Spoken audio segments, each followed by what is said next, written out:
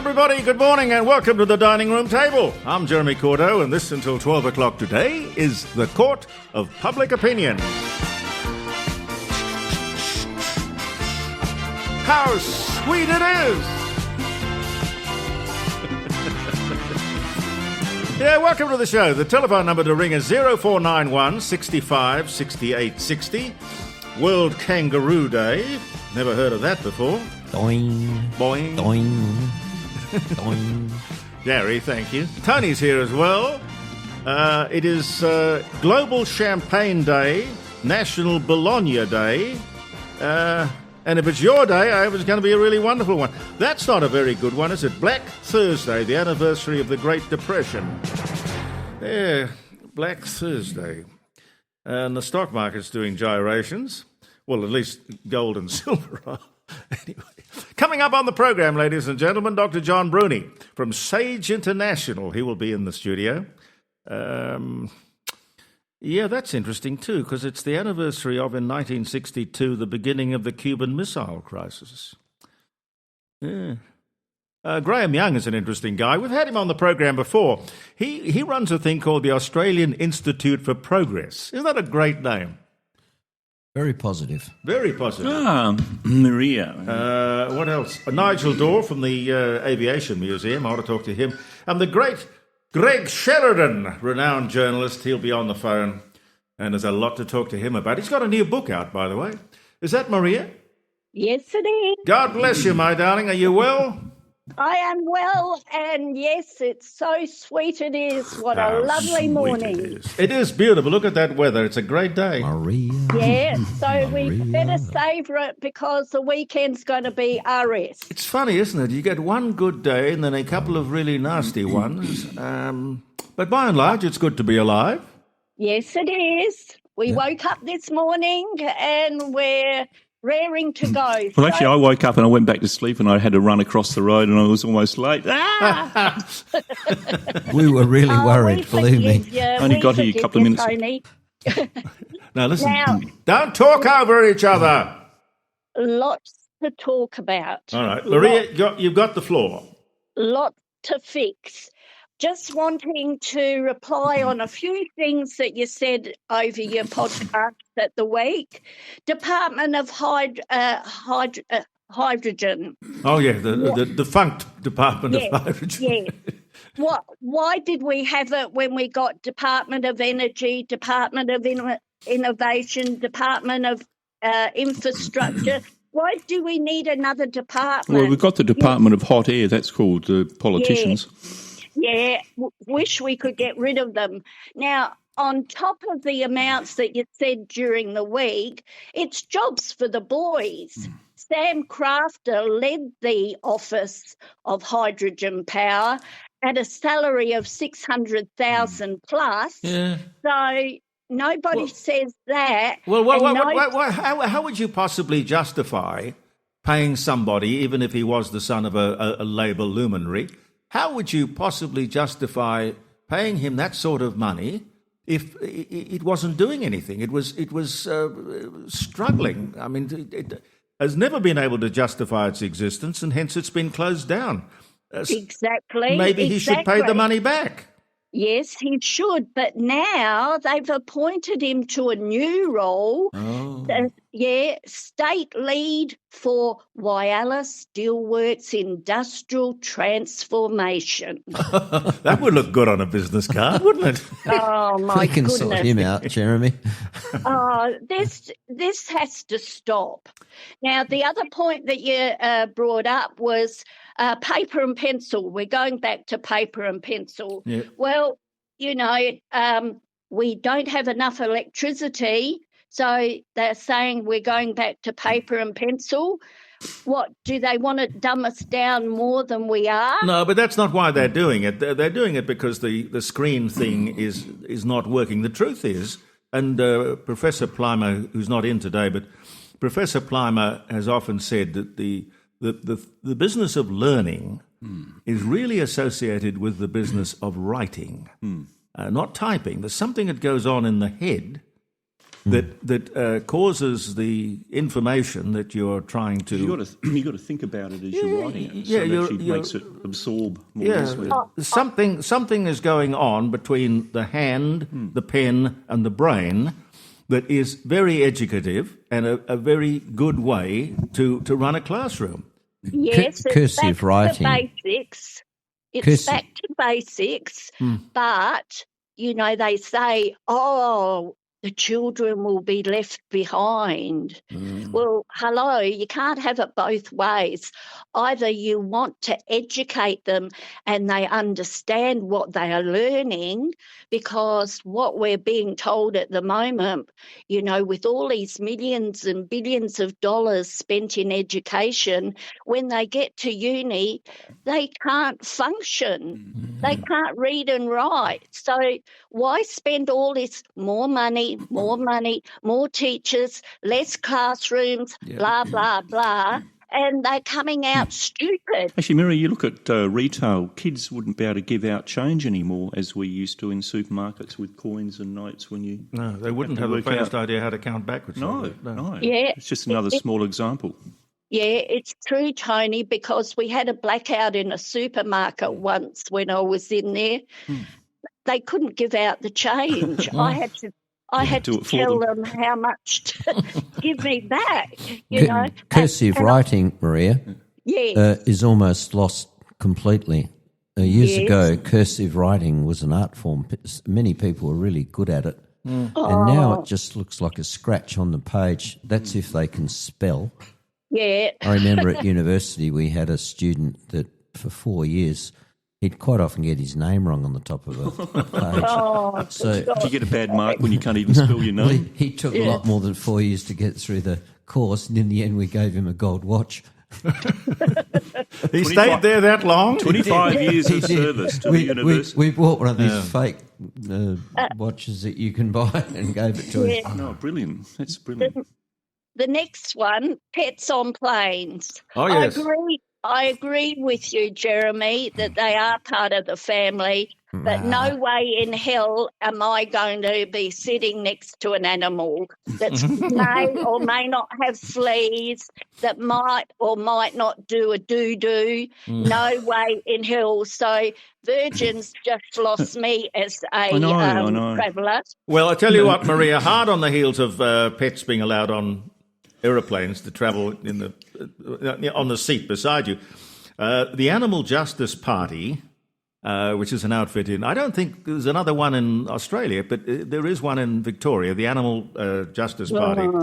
They have successfully changed the law to allow people to be, well, I don't know how you put this, to be buried with their pets, or to have their pets buried with them. I guess it depends on who goes first. I don't know. But well, that's right. What do you think? Likelihood of them dying together? Well, what do you think of that? I mean, I didn't know there was a law against being buried with your pet. Well, it is stupidity plus. Can I get back to the animals on aircraft, Maria? I've got pictures here, and this came up. This was an American thing 3 or 4 years ago. People were bringing on board their so-called service animals. Here's a horse. No, I'm not joking. This is a big picture fat, of a horse in big an fat airplane. piece of meat, 115 pound. They call it a service animal. I got told off once on an Emirates flight for having a little camera this big, not restrained, and they've got a big piece of meat there. Here's another one, a pig. A service pig? A service pig. Another horse. Look at the size of that animal, though. This is across the seat. It is very and cute, there's a kangaroo. It is a Shetland pony. After all, it's not a big, it's not a full-grown horse. No. No, but it's still. I rather like the pig. This is how woke they got in America now. I think they started to wind this nonsense back. Well, it's clearly unsafe. There's a bit of turbulence, so that thing's going to be flying around. Maria, have you ever flown in China? Yes. Well, I got mind you, it's a few years ago. It's just a little bit after the Tiananmen Square thing, but not the major airlines, but the ones that sort of service the Chinese outback, if I can use that expression. You get on the aeroplane. It's Rafferty's rules. You sit where you like. There are people with chooks and crates of Coca-Cola stacked in the aisle. And nothing ever seems to really go wrong, or if it does, we never hear about it. I think that's changed. But if you want livestock on aeroplanes, China's the place, unless they've cleaned up their act. I don't know. No. I doubt it very much. But India does. Yeah. Next one, Julia Roberts. No, woman. not the actress, Julia Morris. Julia Morris. Oh, yes, Julia Morris, the unfunny comedian. This is her desire to have women-only areas on transportation, aeroplanes in particular. Is she going into Sharia law now, is she? Could be. Yeah. Now, how stupid are we going to take this and are we going to go back into the dim dark ages? She shouldn't even get any oxygen on this, because we are all equal regardless of our colour, our culture, our gender. Oh, truly, these people, they're nearly making me go mad. Well, the idea of saying women's lib was about equality. We have to have a fair shake of the sauce bottle. But from equality, they now want superiority. It's not that not that we're equal to men. We want to be superior to men. No, I'm sorry. I never was one for feminism, and I still aren't. But women, truly, if they don't get their act together, I might have to enter Parliament. Yes, well, you might have to. Oh, Maria for president. Absolutely. Because this is just ridiculous. Nobody's got a backbone to speak up and shake all this rubbish out. It's just gone beyond the pale. Well, as I said in the Facebook posting, in India it's been long established. And I don't know what it says about either Indian women or Indian men, but there's obviously some large problem that's loomed there for a long time, that you have gender preference seating on aeroplanes, but you pay a little bit more to get your preference. Yeah. And then you've got women-only carriages on trains. Could that be a religious thing for the Muslims? I don't know. Maybe separate the women from the men. No, I think it's probably that the men are a little bolshy, and perhaps women are genuinely frightened.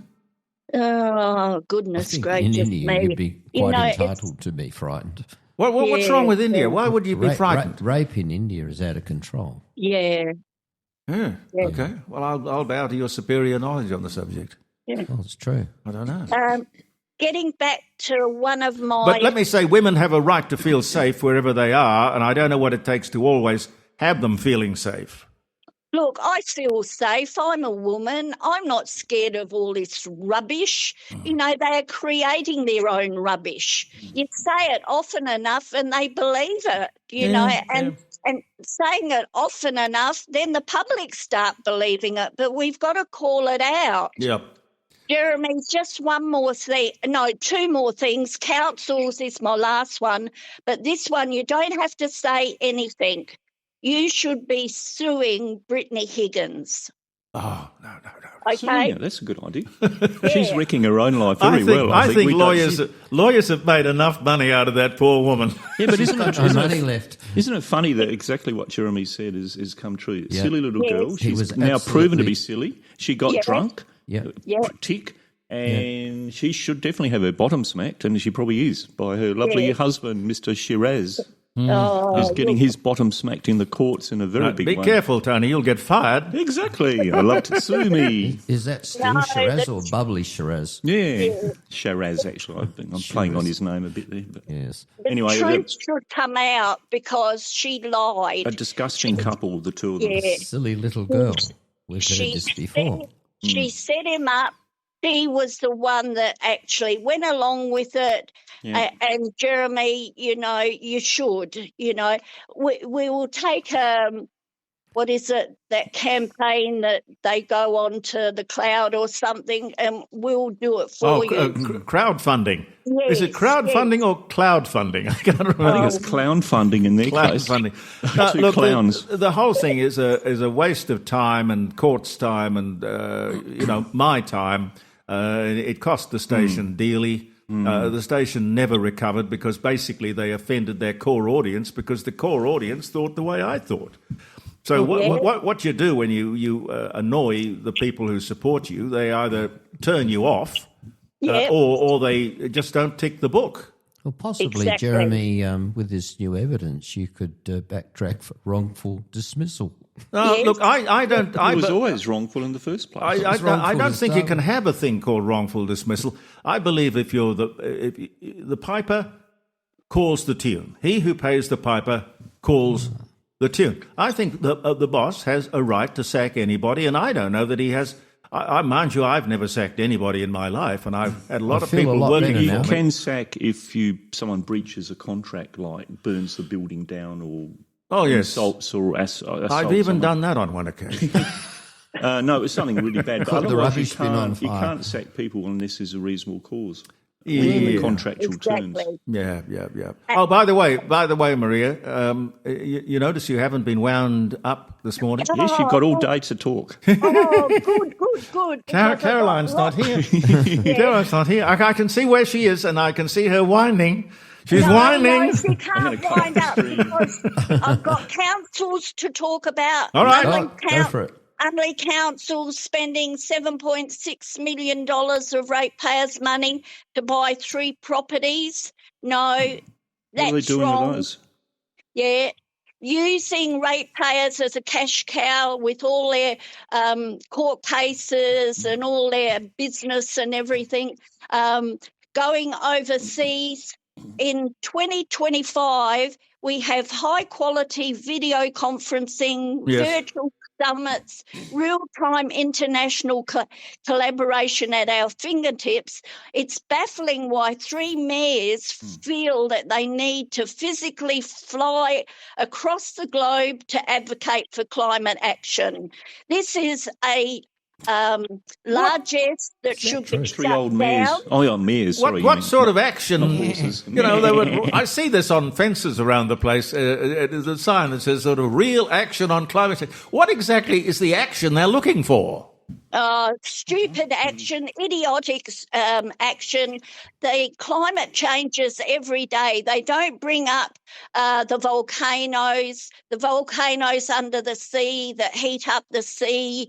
They don't bring up the truth. And anybody that does have the guts to tell the truth, not on this station, but on other stations, they cut you off. Oh, that's ridiculous. That's ridiculous. You get rewarded for telling the truth in my book.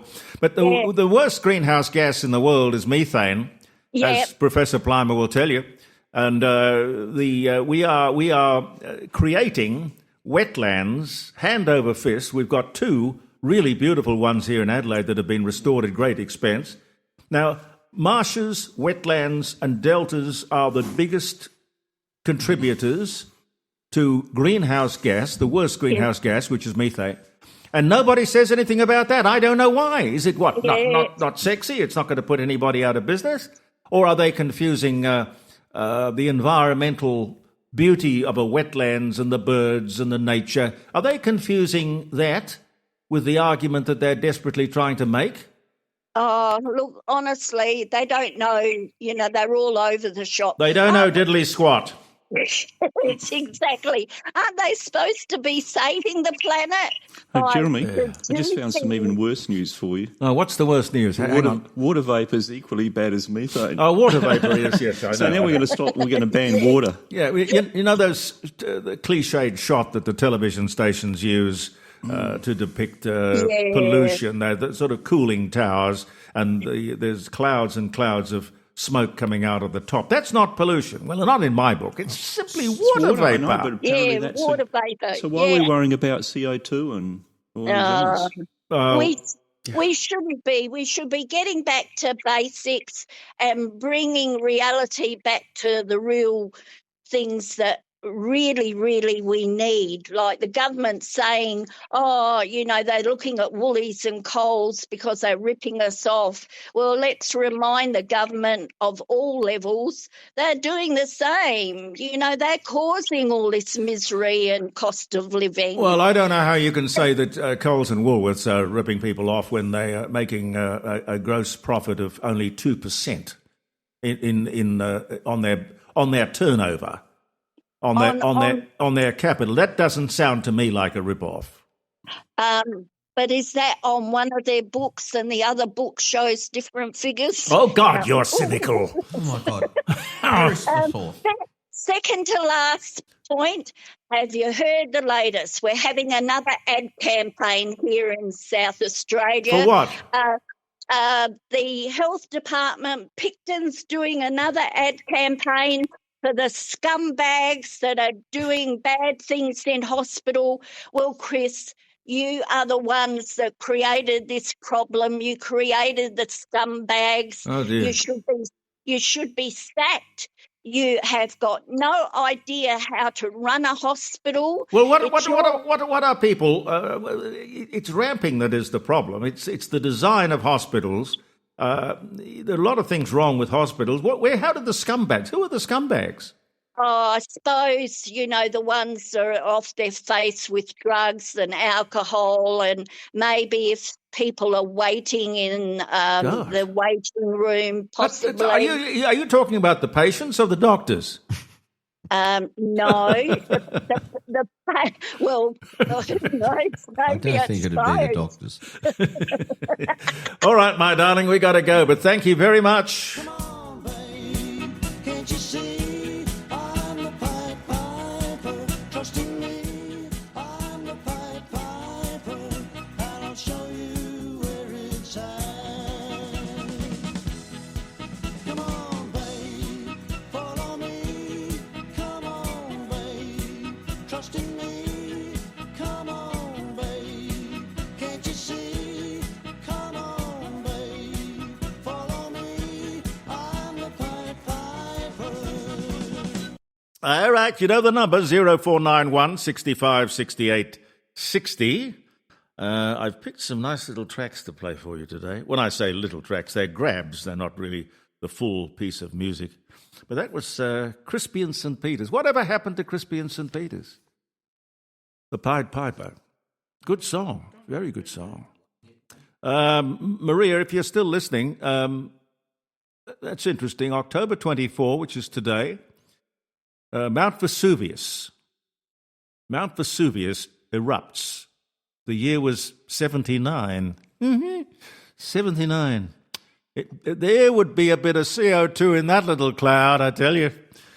Burying the city of Pompeii, and there were several other cities too.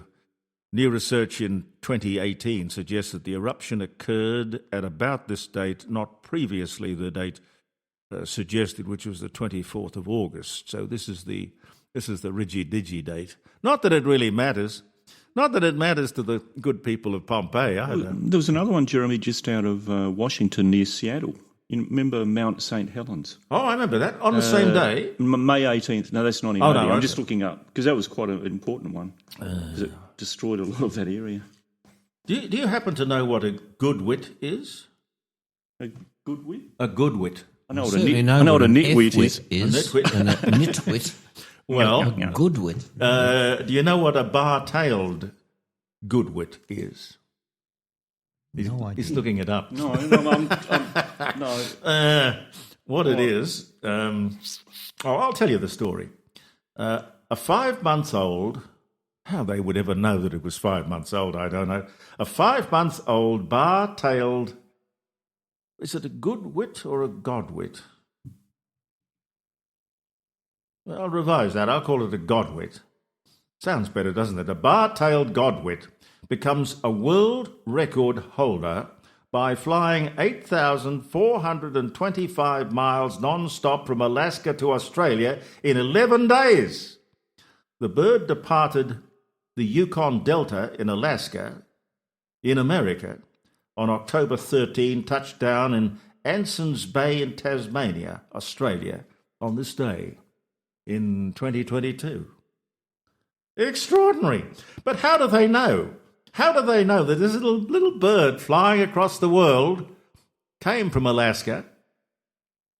I mean, they have a sort of a send-off and then a welcoming party in Tasmania. I don't know. It's an interesting little trivial thing.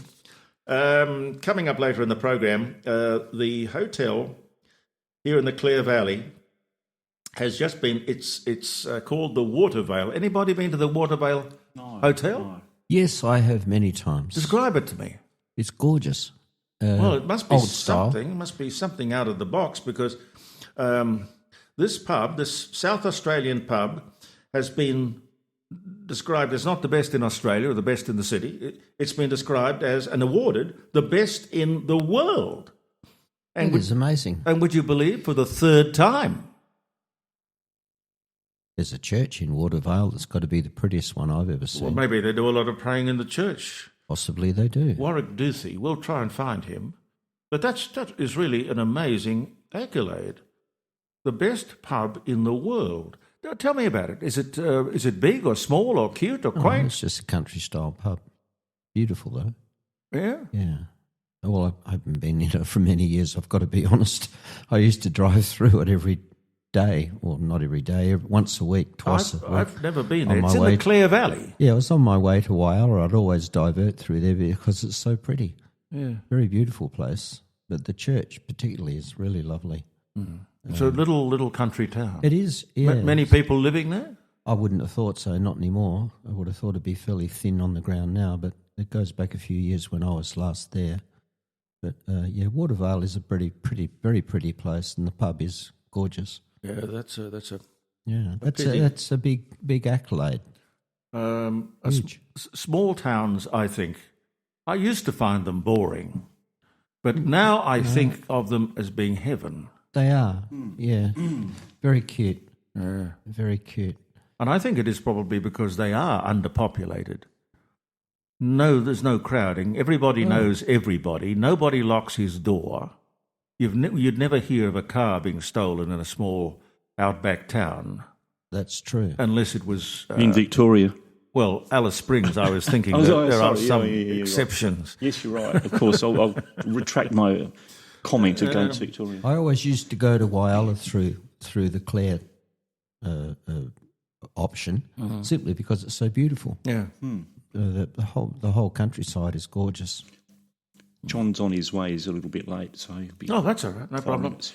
Adelaide has been reported as being the fastest growing city in Australia. We don't want that. No. I don't know that we do want We that. don't want that. No. People talk about climate, and they talk about all kinds of other things, and crises here and crises there, but they don't talk about the real problem, which is population. Do we want more people here?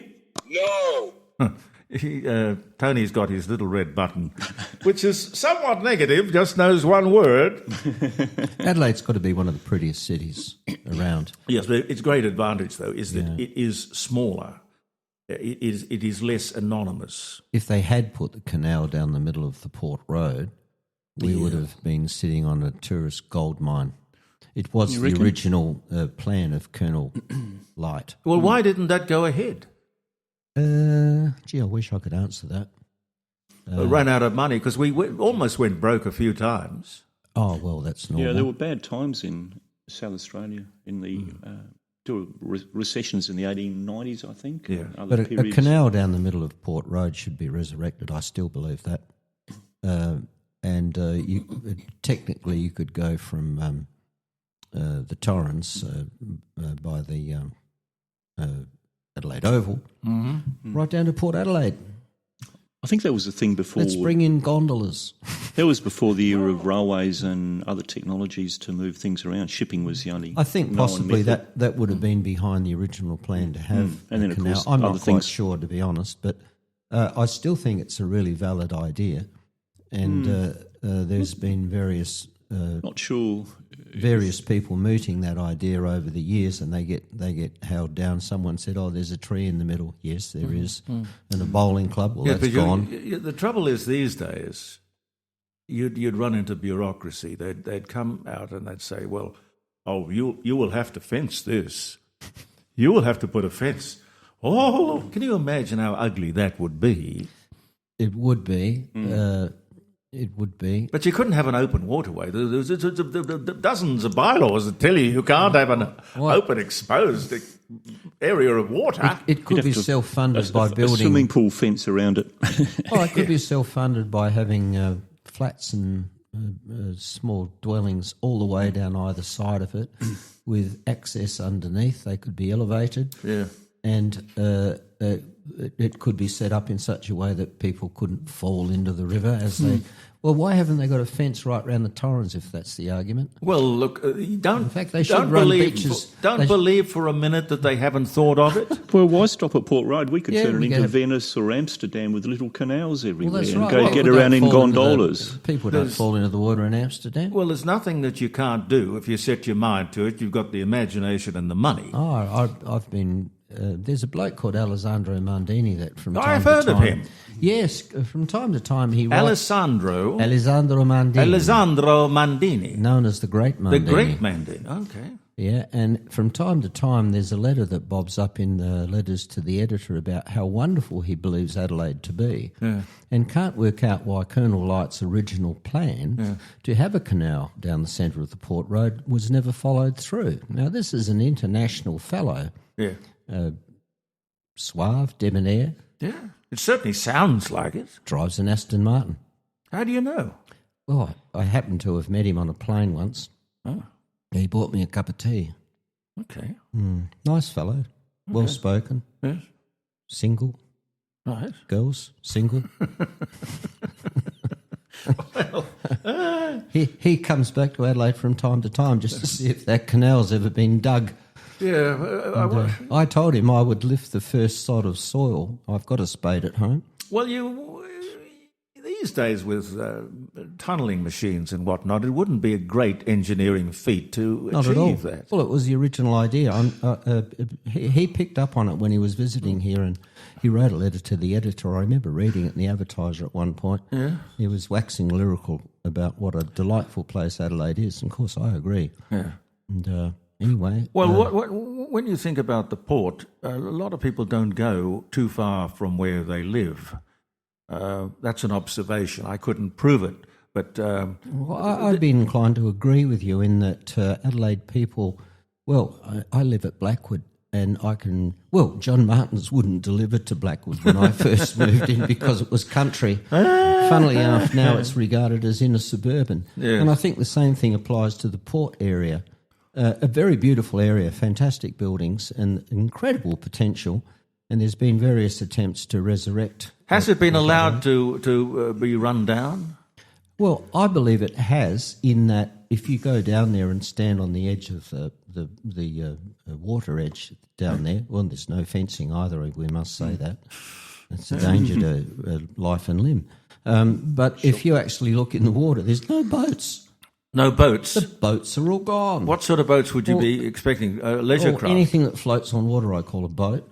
Yeah, but would they be leisure craft or working craft or fishing boats or what? Well, technically, of course, years ago, it was all working, big ships and so on. I used to go down there with my mum every holidays and look at the big ships. Yeah. But now you don't even see leisure craft.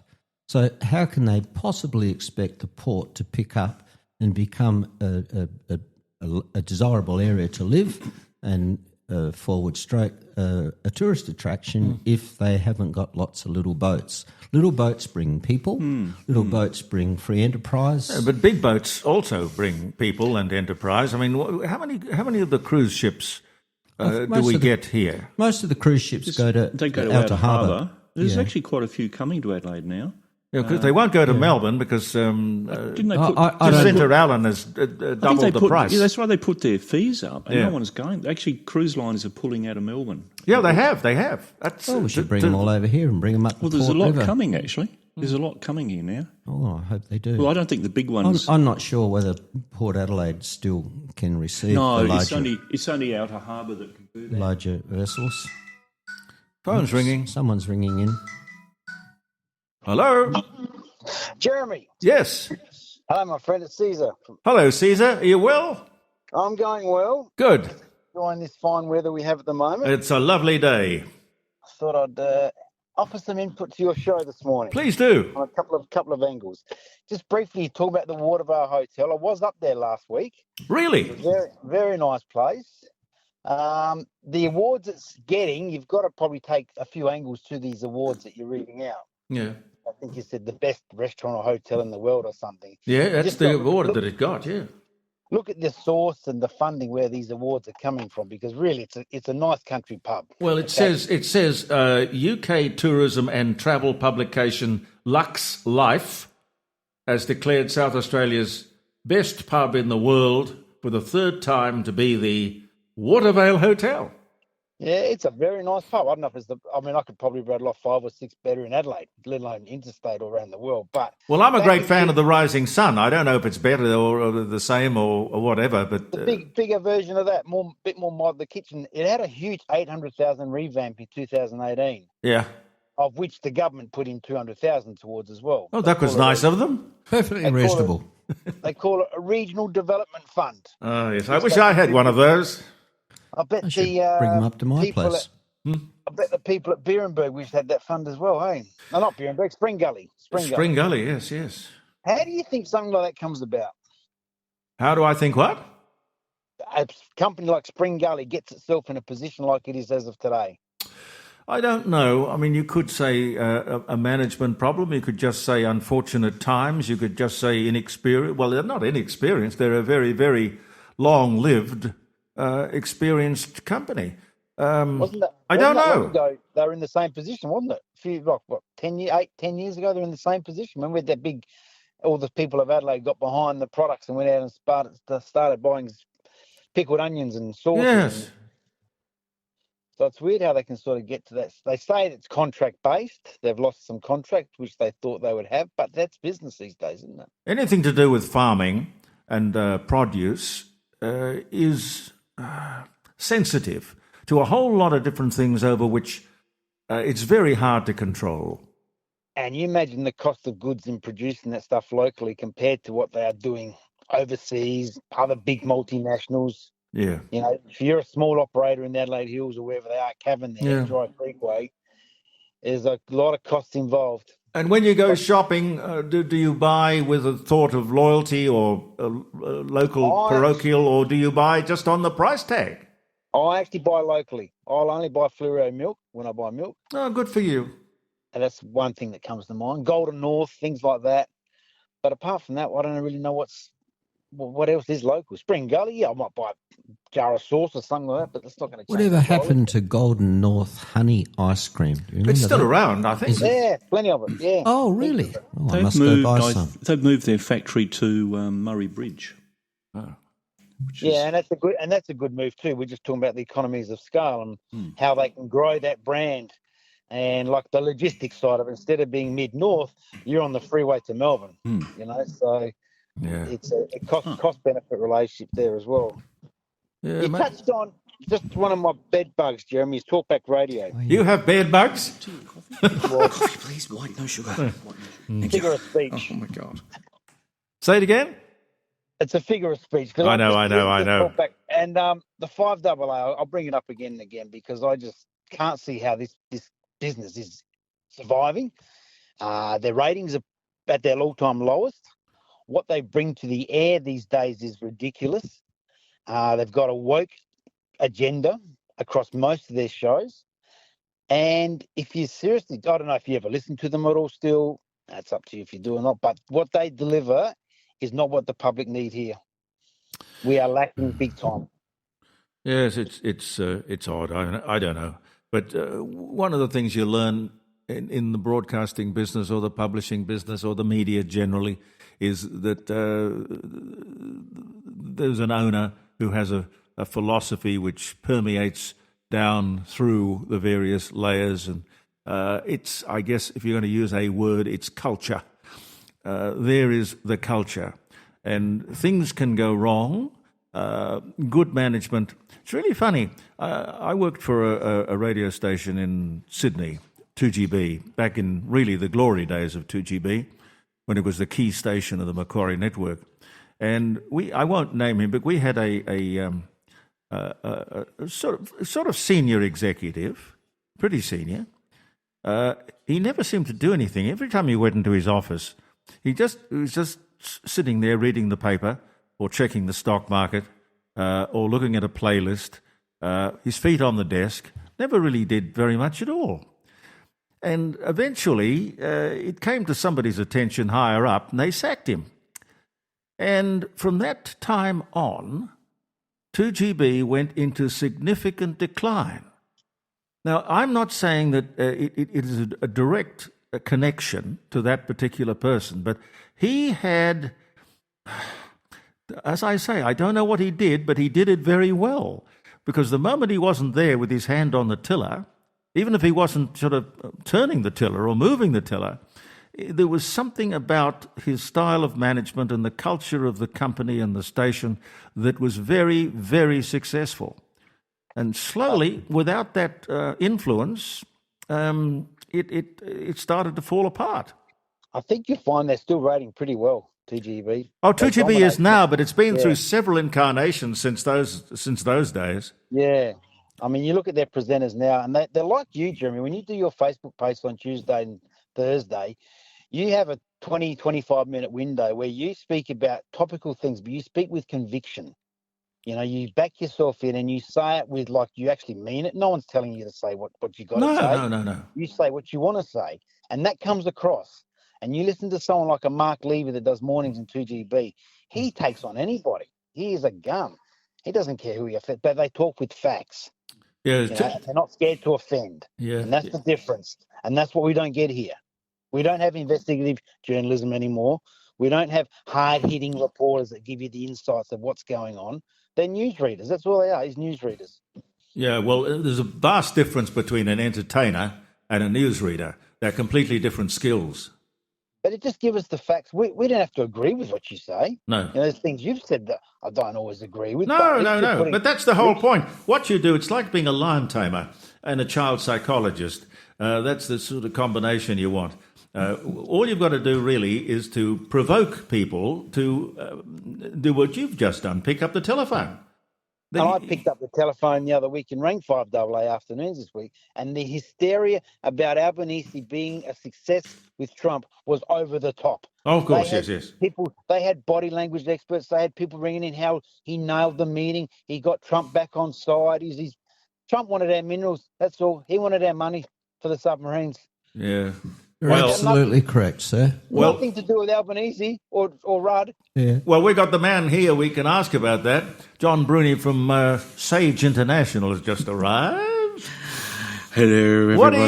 What do you reckon? Was that a triumph for Trump? Was that a stitch-up or what? Oh, look, it was a stitch-up, obviously. But, the thing that I really find interesting is the way that it had been reported as some grandiose strategic planning by, the Albanese government and, now we're all safe and secure because the Americans have got a stake in Australia's future because now they're taking our rare earth minerals out from us. And then, of course, there's the whole notion that AUKUS is going to be reevaluated by the Americans. And what does that mean? I don't really know. But at this point in time, it looks as though they're going to be about 1,000 US naval personnel based out at Fleet Based West in Western Australia. And I think AUKUS is going to be less about us buying American submarines and much more so about American and British nuclear-powered submarines cycling through Fremantle. And why would we be paying $365 billion for that? Well, it guarantees our security with an administration that, is on again one day and off again the next. So the only language that Trump understands is money. The only language he understands is what he can get for his country, America first and all that kind of stuff. Yeah, well, that's perfectly reasonable. Which is fine, except when it's not good for us. Yeah. Because no one's thinking about Australia first in these negotiations. No one's saying, why are we giving away over $1 billion on American shipyards when there's still no guarantee that we're going to get a boat out of it? But isn't the contract specifically written to what is it? What are you showing us? Is that a submarine? That's Ben Midas Touch talking about Trump. Yeah. Oh, yeah. okay. That's a good chat. Well, the Americans saw that whole meeting as a total disaster. Yeah, no, I saw, that's right. I watched that one and it was reported here as a big success. That's right. And of course, Penny Wong wanted to spin it. Oh, well, he was only joking. No, he wasn't. No. When he was ticking off Rudd. Oh, no. There was, I mean, for anyone that had their ears open, because I watched that press interview, and anyone having their ears open knows that Trump meant what he said about Rudd. There was no, I don't like you. I don't think I ever will like you. You know, that sort of is Trumpism, right? That is Trump at his most authentic. Let's not, you know, and this is the funny thing, you know, with all these, you know, Penny Wong types out there, you know, and they, you got to be your authentic self. Well, Trump is always his authentic self, right? But he doesn't have a filter, does he? No, he's got no filter. No, not even the people around him act as a filter, which is very unusual from a US political perspective, because mainly the presidents do have very strong filters around him. Trump is not one of those. He is an outlier in many ways. An outlier, very good word. Now, what happens? Thanks. Is that a play on words?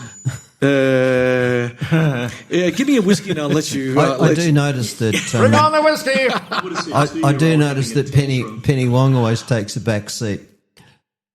She's supposed to be the foreign minister, but doesn't say anything foreign.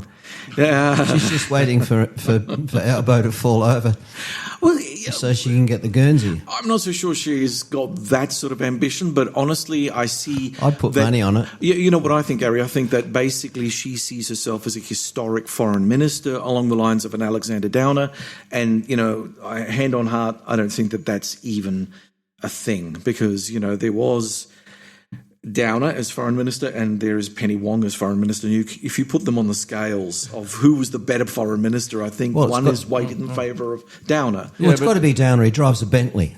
That's right. Right, perfectly reasonable. He gave me a ride in it once. Oh, did he? Okay. He did indeed. So he's a good bloke. Except when it fails to proceed. No, we don't talk about things like that. Yeah. Now, what happens when these submarines are many, many years away? Now, I believe that there is a clause in the contract that says that it is subject to the will of the president of the day. Yes. Why would we sign a contract that is really of no substance? We're not really getting anything for our money. Desperation, I think, is really the name of the game here. Australia's defence forces are extraordinarily small. And as we saw earlier this year, when two Chinese combat ships and one support ship conducted live fire exercises in the Tasman Sea, and the Royal Australian Navy didn't have a ship to challenge them, or the Royal Australian Air Force was nowhere to be seen. That, I think, speaks to a concern about the state of the defence forces of this country. And, you know, not only are they small, but they're, you know, to a great degree underfunded. They've got huge manpower problems, and that permeates the system, whether or not you're a pilot or a sailor or whether you're operating the back end of the technology. So we've got major problems here, and we think we can spend our way out of these defence problems by buying something big and expensive that then we can put forward to the Australian people and say, look, this is what your taxes bought you. We've got this nuclear-powered submarine. No one questions what's the crew composition going to be like. Most of them are going to be foreigners anyway. I would argue most of the so-called Australian sailors on those boats are going to end up, once we get them, if we get them, are going to be American, because we just don't have enough crew to man 3 boats that are about 3 times the size of the current Collins-class submarine, and the Collins-class submarine only has a crew of 40. And the evidence of the past is that we have never really had a Collins-class, more than one Collins-class boat in the water at any one time. There's that, and it's a problem. You know, we have low operational rates in terms of deploying these vessels. And the Australian government, and here I'm absolutely colourblind in terms of where I see the politics play out, kind of like with multiculturalism. There is a bipartisan incompetence in this country that should have known better. They should have known that this is a major problem. And rather than selling us out to the United States, which is exactly what the Albanese government has just done, we should have done something about our own defences. But of course, that's too hard. And then trying to make a case to the Australian people who are used to the idea of, there's no problem here, let the Americans take care of us, we don't care.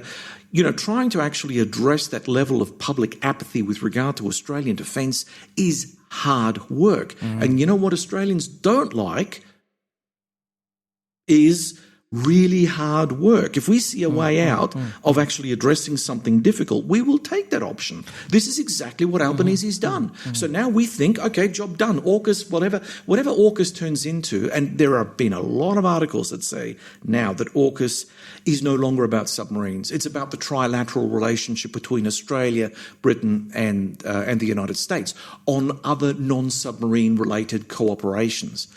Well, if that was what the principal aim of AUKUS was all about, we could have saved ourselves a few $1 billion and we could have just stuck with that kind of agreement between three countries. Yeah, they're making it up as they go. They are absolutely doing that. And I wish someone would be able to step up and explain to the Australian people honestly about why we haven't done the hard work of fixing Australia's defences. Does it occur to anyone that the proclaimed philosophy of this president is America first? Yep. Everything will be done through the prism, the lens of, is it the best thing for America? Yep. And why would you trust a man who has openly said that, quite honestly, to run to your aid at some future time if you needed support? Why would you imagine they wouldn't be thinking of America first? Look, I think now, you were talking about cultural shifts in radio station managers. I mean, there's a cultural shift happening, and it's really happened in the United States first and foremost. We're starting to see elements of that in various European countries with the rise of the right over there and the populist right. I mean, I'm not talking about right as in traditional conservative right, because I find it almost offensive when people try to combine the traditional right on the one side with the new populism that we're seeing on the other, because they say, oh, it's right-wing, so, therefore they're all the same. No, they're not. And I draw a real firm line in the sand on that. But I've got to say, if we can't get our own house in order, the only thing that we can do to counter an American president that runs on an America First policy, which I think now Trump is the first of many presidents like this moving into the future, because the organization of America, the culture, the strategic culture of America has now shifted, and it will always be like this. The only way that we can get out of it isn't to grovel or sell out the country or do some other egregious things that undermine our sovereign interests. We ought to start saying, well, what about Australia first? What about us? And if this doesn't agree with me, if I get heartburn over the idea that the Americans are looking after themselves and they're not prepared to negotiate, walk away. Walk away. They need our rare earths.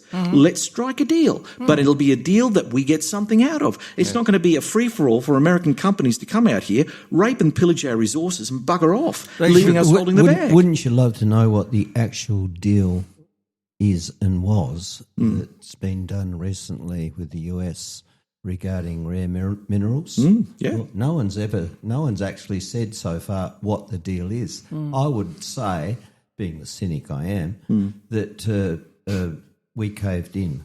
Yeah. Well, I'd agree with you. Yeah. And it was a way that he could not be used as a mop on the floor of the White House. Right. Anyway, I've got another thing that I need to say, and that is I could create world peace very easily, I believe. What we do in Australia is we rent a bomb. We rent an atomic bomb from those who have got them, and we go over and we say, just as a silly thing to say, we go over to France and we apologise with a tray of croissants for Morrison's faux pas. And we say to the boss over there, look, you got a few bombs around the place. We saw you letting one off on the atoll nearby recently. What say we give you $1 billion a year, which is peanuts in the big picture, and you keep that bomb. We don't want it on our ground because all the greenies would complain. So what we'll do is we'll send over a plane if we have to huff and puff at anyone, and we'll do a few circles of their country and say, listen, we're going to drop that on you if you don't leave us alone. Well, that would solve you get rid of all of our defence systems. It would make a good movie. It would make a great movie, but in reality, of course, Gary, you got to say, I say it with tongue in cheek. Yeah, you'd have to, because they laughed at Christopher Columbus, didn't they? Look, honestly, on that score alone, I mean, you could go down that path, and I mean, we to a degree have done so because we've got something scare the bejesus out of a lot of people if we did do it. Well, we do have a sort of arrangement, and I say sort of. Money. The Americans have provided Australia with what they call an extended nuclear deterrence. We're an ally of them, and as a consequence of many years of negotiations and so on and so forth, we are pretty confident that if a nuclear power were to ever rattle its sabre against Australia, the American government would take offence to that, and they would rattle their own sabre on our behalf. Rattling the sabre as we speak. He is, and yet you have to wonder about this notion of nuclear deterrence, because Putin has been, giving us a lot of red lines, and yet we've been crossing each one of them this week, hasn't he? Hey, yeah, absolutely. So look, I mean, for all of that, I think that the only way that we could get over the problem of, well, okay, if we really need a bomb to scare somebody into submission, then it'd be best if we build our own. I mean, that would guarantee us the ability to... That'd never happen. It would. Well, it's kind of like... No, I think we should rent one. Yeah, lease okay. It. Actually, that's even cheaper. Because, if we leased it, it's tax deductible. Bombs for hire. While we're on the subject, since I'm such a genius at defending Australia, I'll speak up a little bit more until Jeremy throws me out of the room. Yeah. Drones. Mm-hmm. Now, drone technology is at an all-time high. In fact, we could probably buy some from Zelensky since he's so good at building them. Yep. We could get rid of all our border patrols. Just have a bunch of we could get 12-year-olds running the whole thing from Alice Springs or somewhere central. Yeah. And we could have drones zooming around the Australian border 24 hours a day. Well, look, my son, who's 12, he'd be up for it, for sure. Yes, jobs for the boys. Bobs for jobs. Is he a scout? No, not yet. But I put that forward as a sensible... Well, what about underwater drones instead of submarines? We have that now. We're already going down that particular path through a company called Andril. And they're developing this thing called a Ghost Shark, which is an autonomous submarine. Now, this is good, but it's not the cure-all. You need to have a manned boat somewhere coordinating all of this far from Australia's shores. So there's always going to be a need for a manned submarine. It just means that... Personed. No, look, I'm old school. I know what you're saying. A month. Yeah, right. Oh, colour me politically incorrect, whatever. Anyway, a manned boat is going to be a manned boat or a personneled boat, which is a very clumsy way of saying it, by the way, is going to be something that we cannot escape from. We can reduce the crude platform. And have the drones as your primary killing weapon, but that's as good as it can get, yeah. Is it true that those Border Patrol boats are actually funded by that TV show? No. Excuse me, I'm just the joker here today. Okay. Can you stay for a while, John? Just a little while, because unfortunately I've got another meeting to be had at 11, so yep, right. Another 10 minutes. John Bruni, Sage International, our special guest.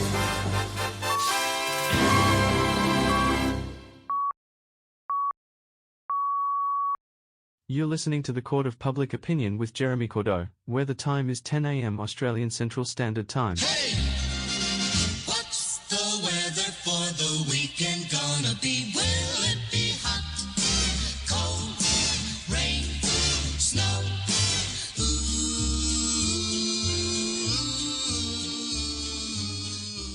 And the weather today in Adelaide, it will be a partly cloudy day. You may not find us on your TV, because in case you did not know, we're being brought to you on. Brought to you on. Brought to you by RADI.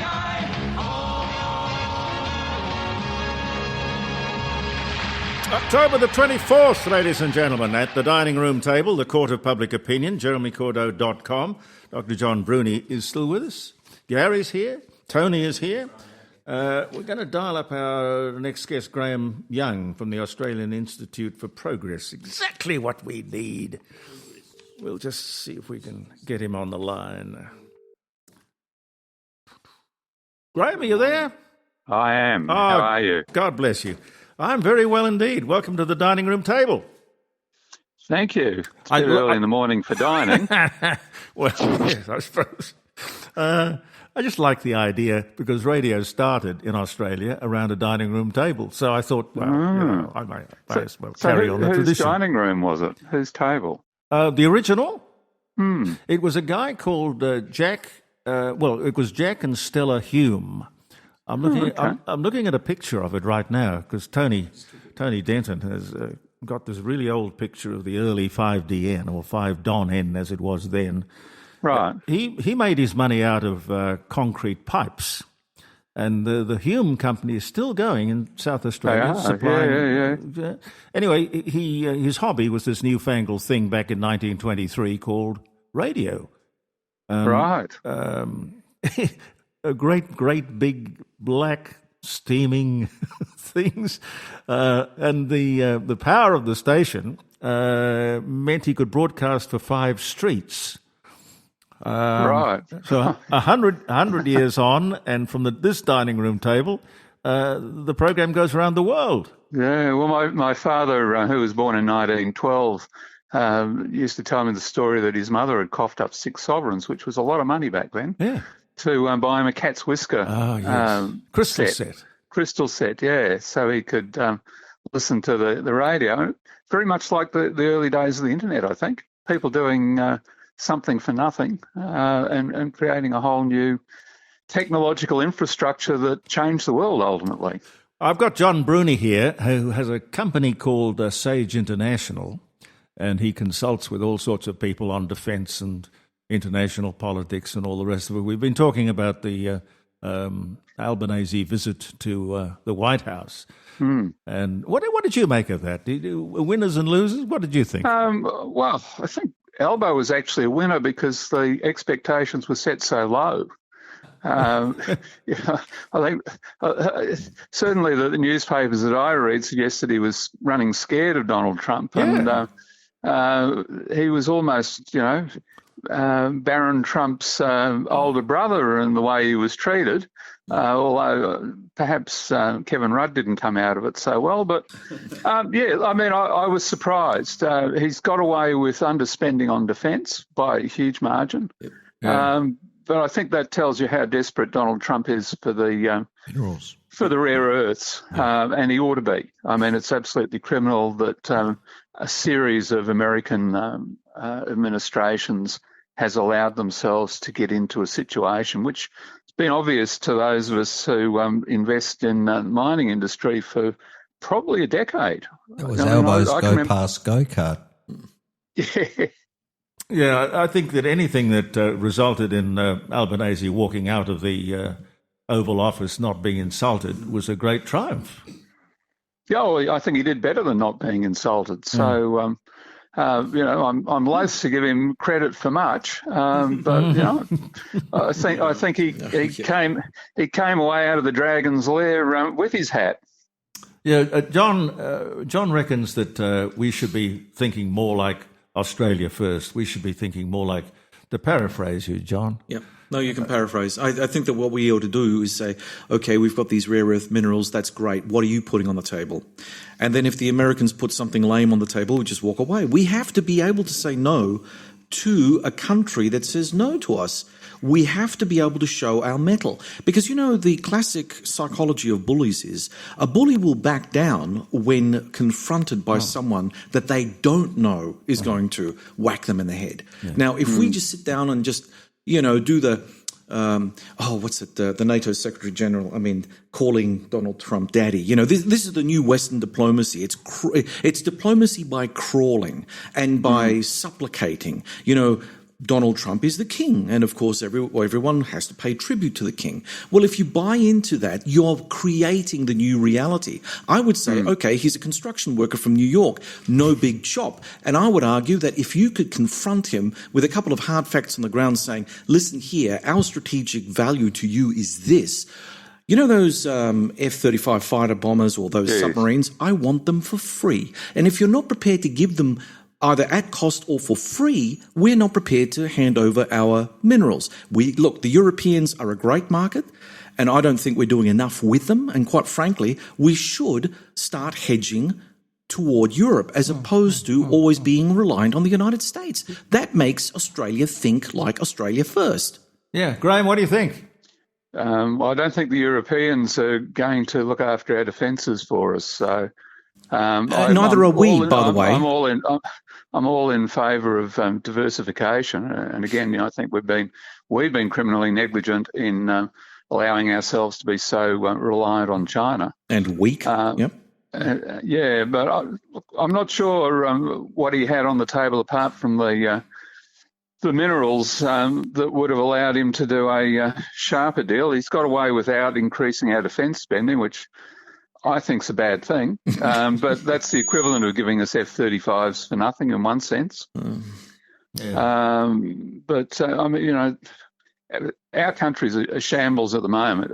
If by Australia first you mean understanding that we've got a culture that has produced one of the best countries in the world and needs to be nurtured and protected, and we've got self-interests, then I'm all for it. But I think we've neglected our defences, as we've done before every major war. Yep. To such an extent, we don't have too much to put on the table. That would be my position. Yep. What should we be doing? We need a bomb. Well. I mean, my concerns are more domestic, but those domestic concerns actually spill into defence, if that's what we're talking about. So, talk about anything. Housing. I think housing is the number one scandal in the country. Yep. The housing unaffordability really only occurred post-COVID. So it's only been in the last 5 years that it's become literally impossible for people of average means to afford a mortgage, or in a lot of cases to afford rent without having buddies in to rent rooms from them. And that's something that has to get sorted. Biggest problem Australia has is negative gearing. Why do you say that? Negative gearing was brought into... Can I say something? No. I've just been stomped on. Say something sensible. Negative gearing was brought in so that the government could avoid public housing. Let them do it. No, we've always had negative gearing. Yes. No, look. Does that make it right? Well, yes, it does, because it's a business expense. Inflationary. No, it's a cost of it's not inflationary. If you look at housing, the people that get the biggest tax benefit, and it's huge, is the people who own and occupy. They don't pay capital gains at all, and that's where most property investors are looking to make their money. The piddling 2 or 3% gross return doesn't give them much, so it's you a only capital get a capital gains if you've got one house. And then secondly, on top of that, when you live in a property, you don't pay any tax on the implied rent that you're getting. There are some countries in the world where they actually say, well, you have to pay tax on that because that's effectively income. If you're a landlord, you do have to pay tax on it. And it's only reasonable that you get to deduct that against other income. Yep. I remember years ago the struggle to get your first house was the holy grail. You really did have to get your own house, and it was a struggle.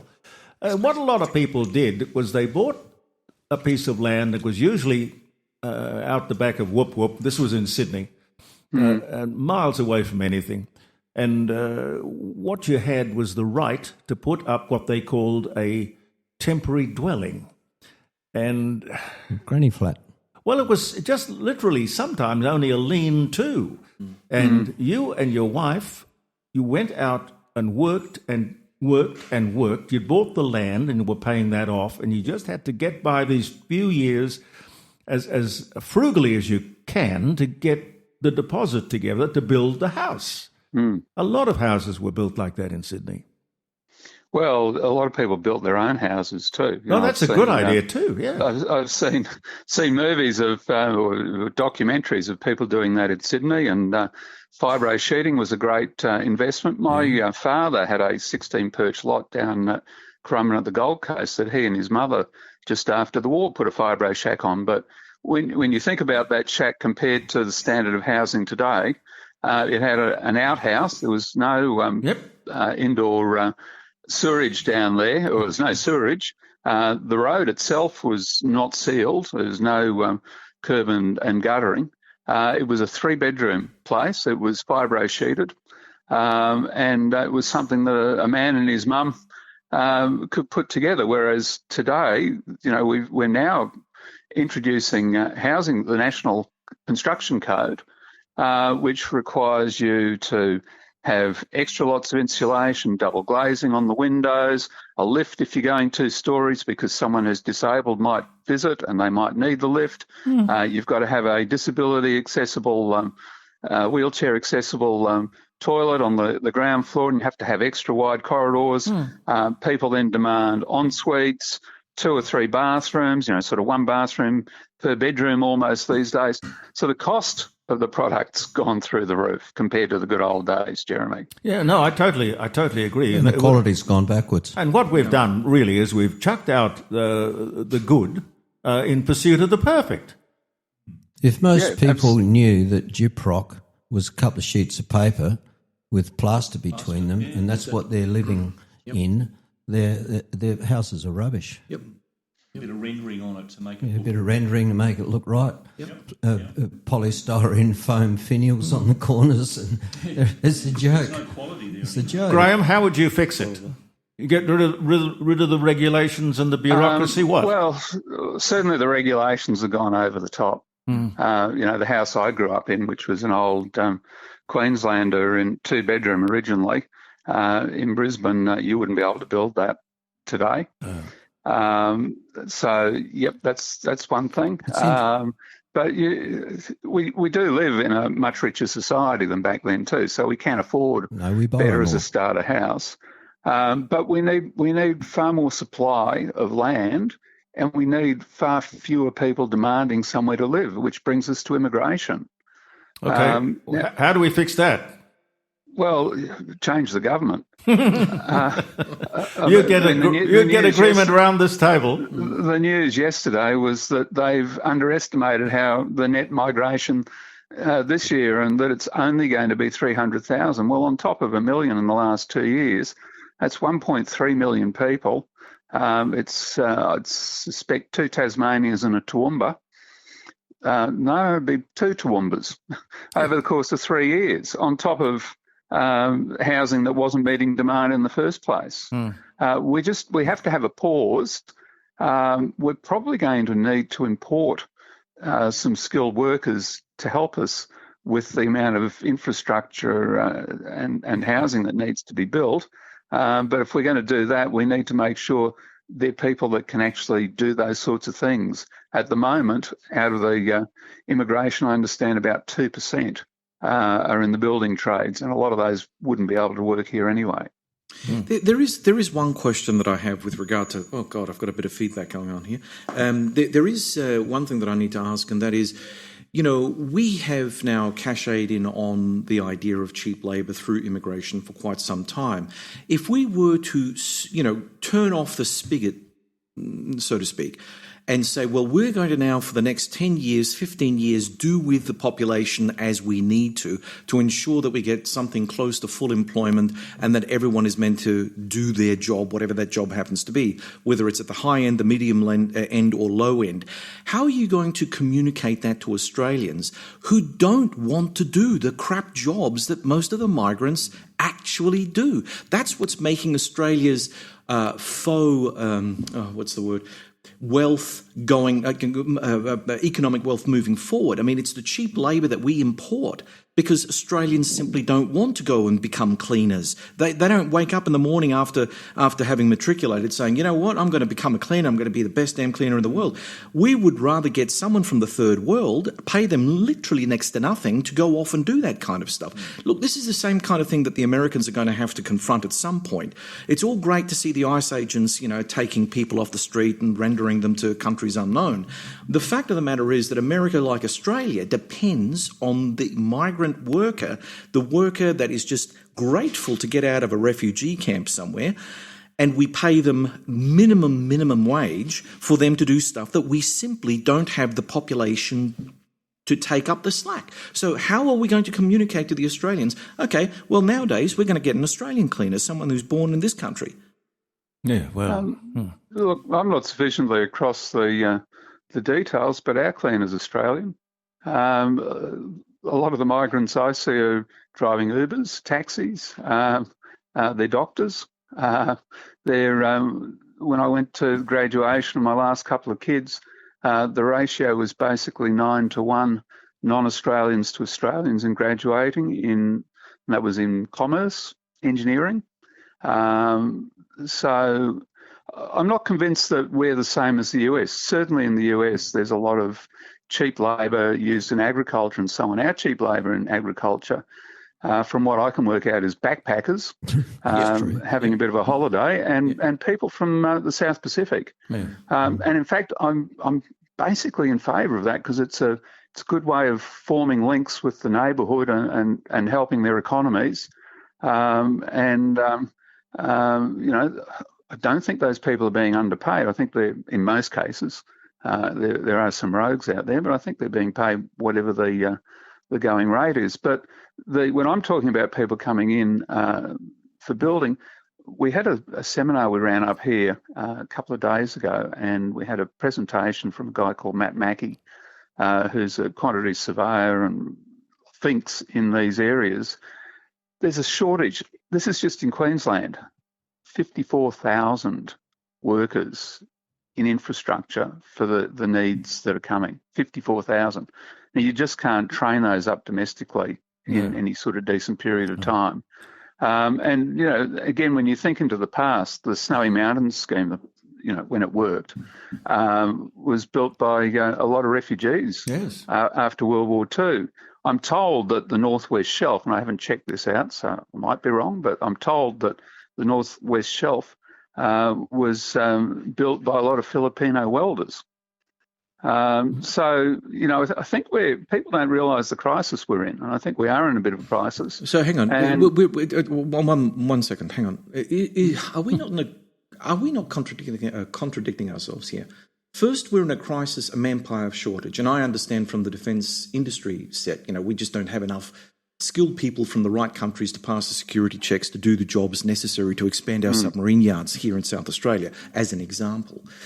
But if we haven't got enough people, that means that we need to have more migrants.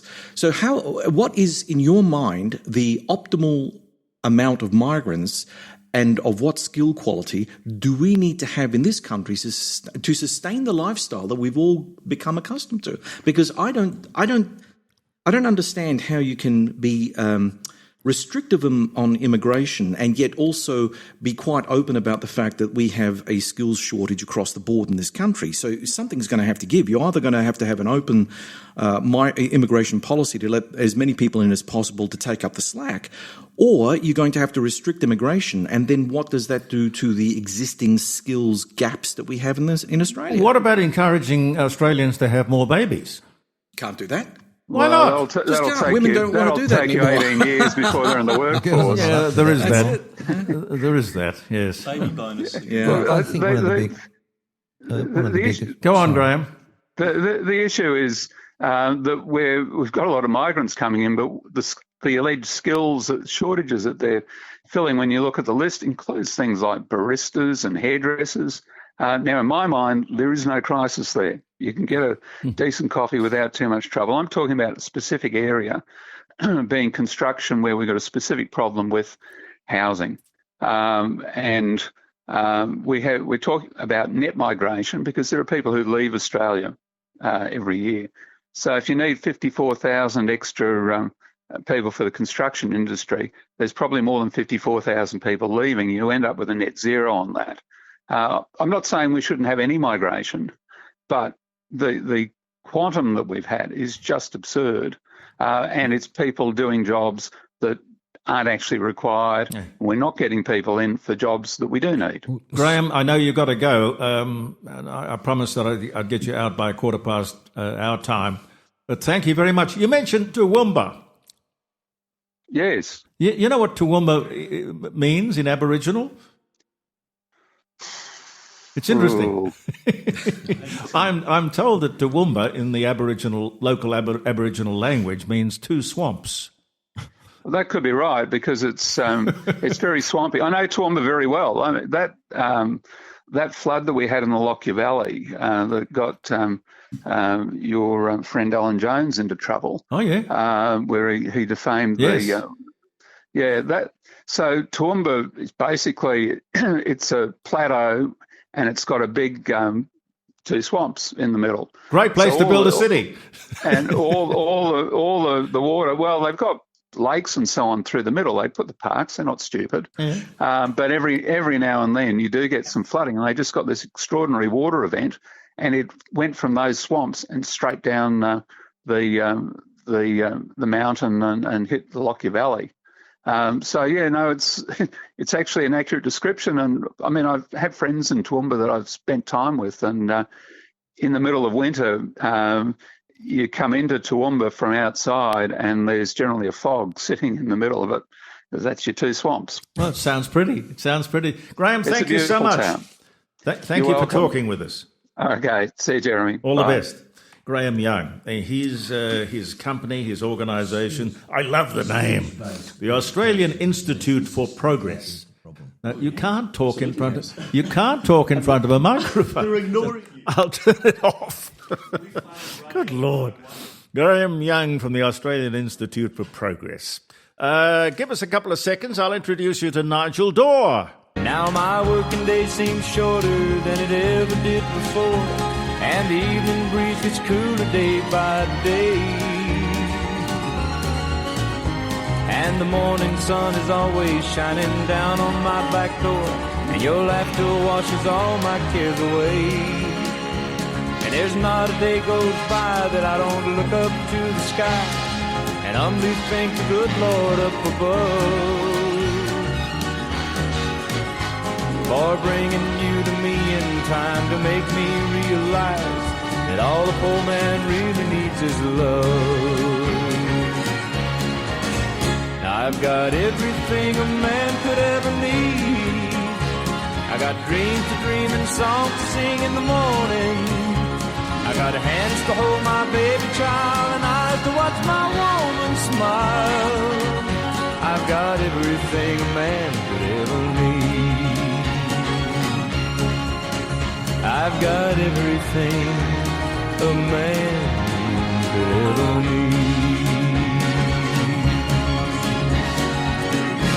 need. Wouldn't be a bad place to be, would it?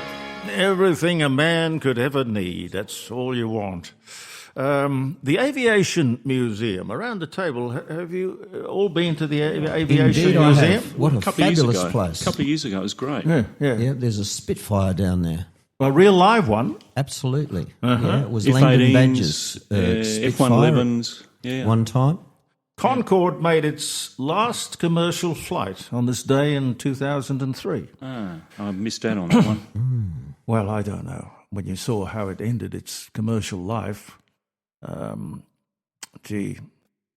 I don't know. It was just one accident that it had, wasn't it? Yeah, it wasn't even the aircraft's fault. No. It was a DC-10 dropped a bit of metal on the runway. Yeah, I heard that. Caused it. Let me introduce you to Nigel Dore, who is a man who knows all about the great Aviation Museum here in South Australia. Nigel, are you there? Yes, I am. Good morning, Jeremy, and good morning, listeners. Nice to talk to you. I must say, you and I had contact in a previous life, didn't we? Yes, we did in banking. You were the big chief in the bank. Yeah. Well, banking. Which banking's changed. Which bank? Which bank? That's the one. That bank. And of course, banking then was all about people. Yes, it was all about people and service. judgment that bank managers made. You know, the bank manager knew who he could trust and who he couldn't trust. Yeah. Whatever happened to those wonderful days? Well, look, I think now that heaps of people they don't need a branch because they can do their day-to-day banking on their phone or on their computer. And if there's a problem or you need some investment advice, then you go into a bank. I mean, the days of passbooks are over. Yeah, they want to take my checkbook away, Nigel. And they will. They do. That's why debit cards are so easy, aren't they? I just Now the Aviation Museum. How did you get involved in that? Well, my late father was in the Air Force in World War II, and he used to take his two boys to the Mallala air shows back in the 50s.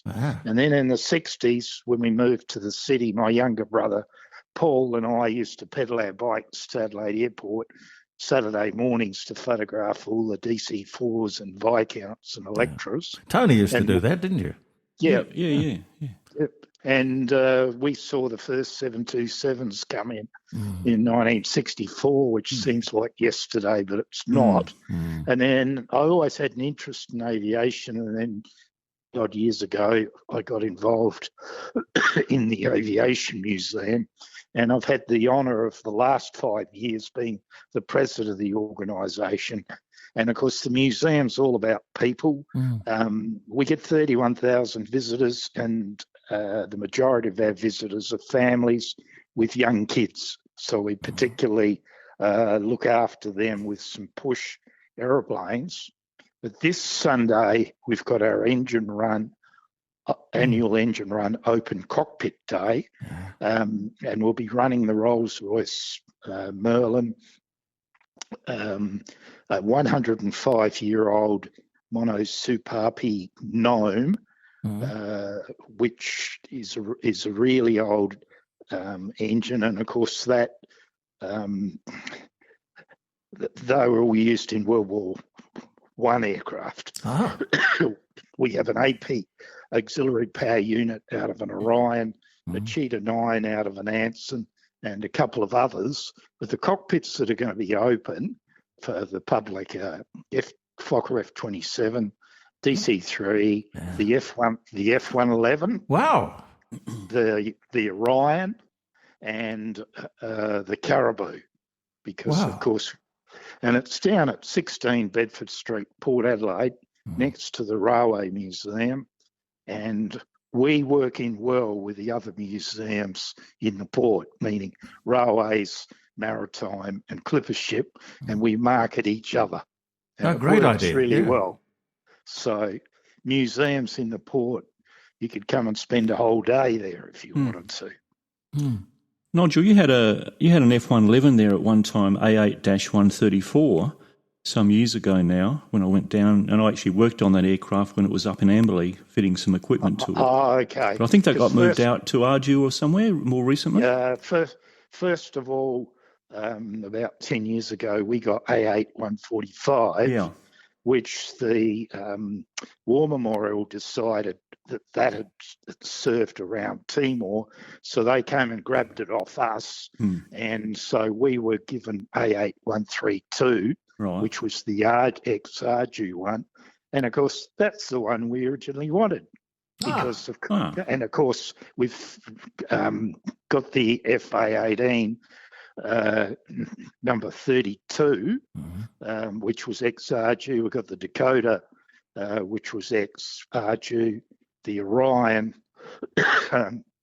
of course, served at Edinburgh, A9756, and we've got a PC9, really number 32, but it's painted as the Ardew number 45.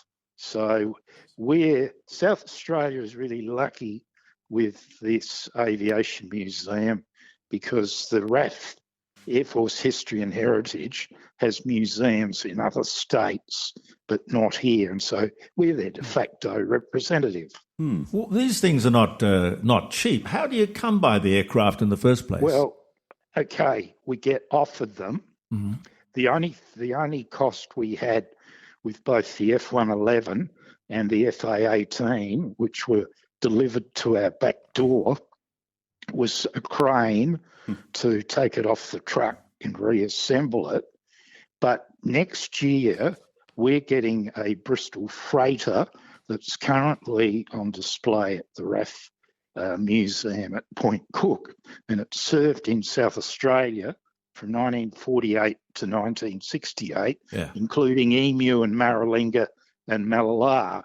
And that's going to cost us $60,000 to get it across here. Wow. But we've got the funds to do that. So if anybody wants to help pay for the cost of getting a significant aircraft for South Australia's aviation history, ring the museum and make a donation. What's the number? Yeah, A811. No, you said ring the museum. Got me. 8240 8240 1230. Ah, good. Okay. And of course we've got a very good website too. That's very descriptive for anyone interested. So you just Google search South Australian Aviation Museum. So we do all of this for our visitors, and every volunteer gets to serve on the front desk, and it's wonderful seeing the reaction of all the kids that come in, where they go, "Look, Mum, look at all those planes." Oh yes, and so we're real live and right there in front of you. No, that's very exciting. And we're open every day of the year except Christmas Day. Nigel, and Sunday, what time does it start, the big day? 10 o'clock, and there'll be about 50 volunteers to look after you. We've got some special parking arrangements, and then we've got barbecue and food vans and coffee and the whole lot. So come down. Now, if it rains, that doesn't matter because, of course, all the aircraft are undercover. Right. They have a lovely life in retirement. That's wonderful. Nigel, thank you so much. Pleasure. Lovely to talk to you. Thank you. Okay. Nigel All the Dorr, best, everybody. President of the South Australian Aviation Museum. With silver wings across the sky, vapor trails have waved goodbye to those below who've got to stay at home. I wish that I had flown at night so I could take that champagne flight, rid myself of every tear I own. Soaring high above the heavens in a 747, fighting back the tears that curse my eyes. Captain's voice so loud and clear amplifies into my ear, assuring me I'm flying friendly skies. Oh, yes. LA International Airport, where the big jet engines roll. LA International Airport. Good songs, isn't it? What was that? Sylvia Ray, was it? Sylvia Ray? Susan Ray. Susan Ray. Yeah, I don't know whatever happened to Susan Ray. A lot of one-hit wonders around the world. Here is a gentleman who is far from a one-hit wonder. You've obviously read him in his many wonderful books and articles and all the rest of it. Renowned journalist Greg Sheridan is on the line. Greg, how are you? Good, thanks, Jeremy. How are you? Wonderful to talk to you. And you? You were in Adelaide recently talking about your book. I was indeed. I spoke at the Adelaide Anglican Cathedral and at the Adelaide Club about a new book of mine, which is called How Christians Can Succeed Today, Rediscovering the Genius of the Early Church. Interesting. I mean, when you say how Christians can succeed today, tell me what made you not only the title but the book. What was the problem? Well, Jeremy, I'm the foreign editor of the Australian, so normally I'm dealing with happy subjects like the Chinese Communist Party and Donald Trump and military matters. But I've always been a believing Christian, and about 10 or 15 years ago, I realised that the culture had turned against Christianity. It had become a very hostile culture to Christianity in the West. So I started what has turned out to be a trilogy of books. The first was God is Good for You, which is to, make the case that belief in God is completely rational and sensible. The second was called Christians, the urgent case for Jesus in our world, which was to find both the historical Jesus and the Jesus of faith in the New Testament. But then a friend said to me, what Christians could do with today is some advice on how they succeed in this culture and how they spread the gospel, how they live well and so forth in this culture. And I realized that the great comparison was the early Christians, because they lived in a fully pagan culture, and we live now in a slightly neo-pagan culture. There's no reinforcement for Christianity in the popular culture. Kids, unless they go to Christian schools, don't ever come across Christianity. They don't ever read any of the great literature of the Old Testament. Get taught anything about Paul, the most important writer in human history. And I wondered whether there were any hints from the experience of the early Christians living in the Greco-Roman pagan world for today's Christians. And I found that was a pretty fruitful line of inquiry. What are the lessons we should be learning from all of this? Well, the book is structured in two halves. So the first half examines the experience of the early Christians, and then the second half profiles some Christians today who are living out those values. And the early Christians really revolutionized the ancient world. So first of all, they were Christ-centric. They centered their lives on their relationship with Christ. Secondly, they really didn't retreat on their social vision. So they completely upended the view of the ancient world because of their universalism.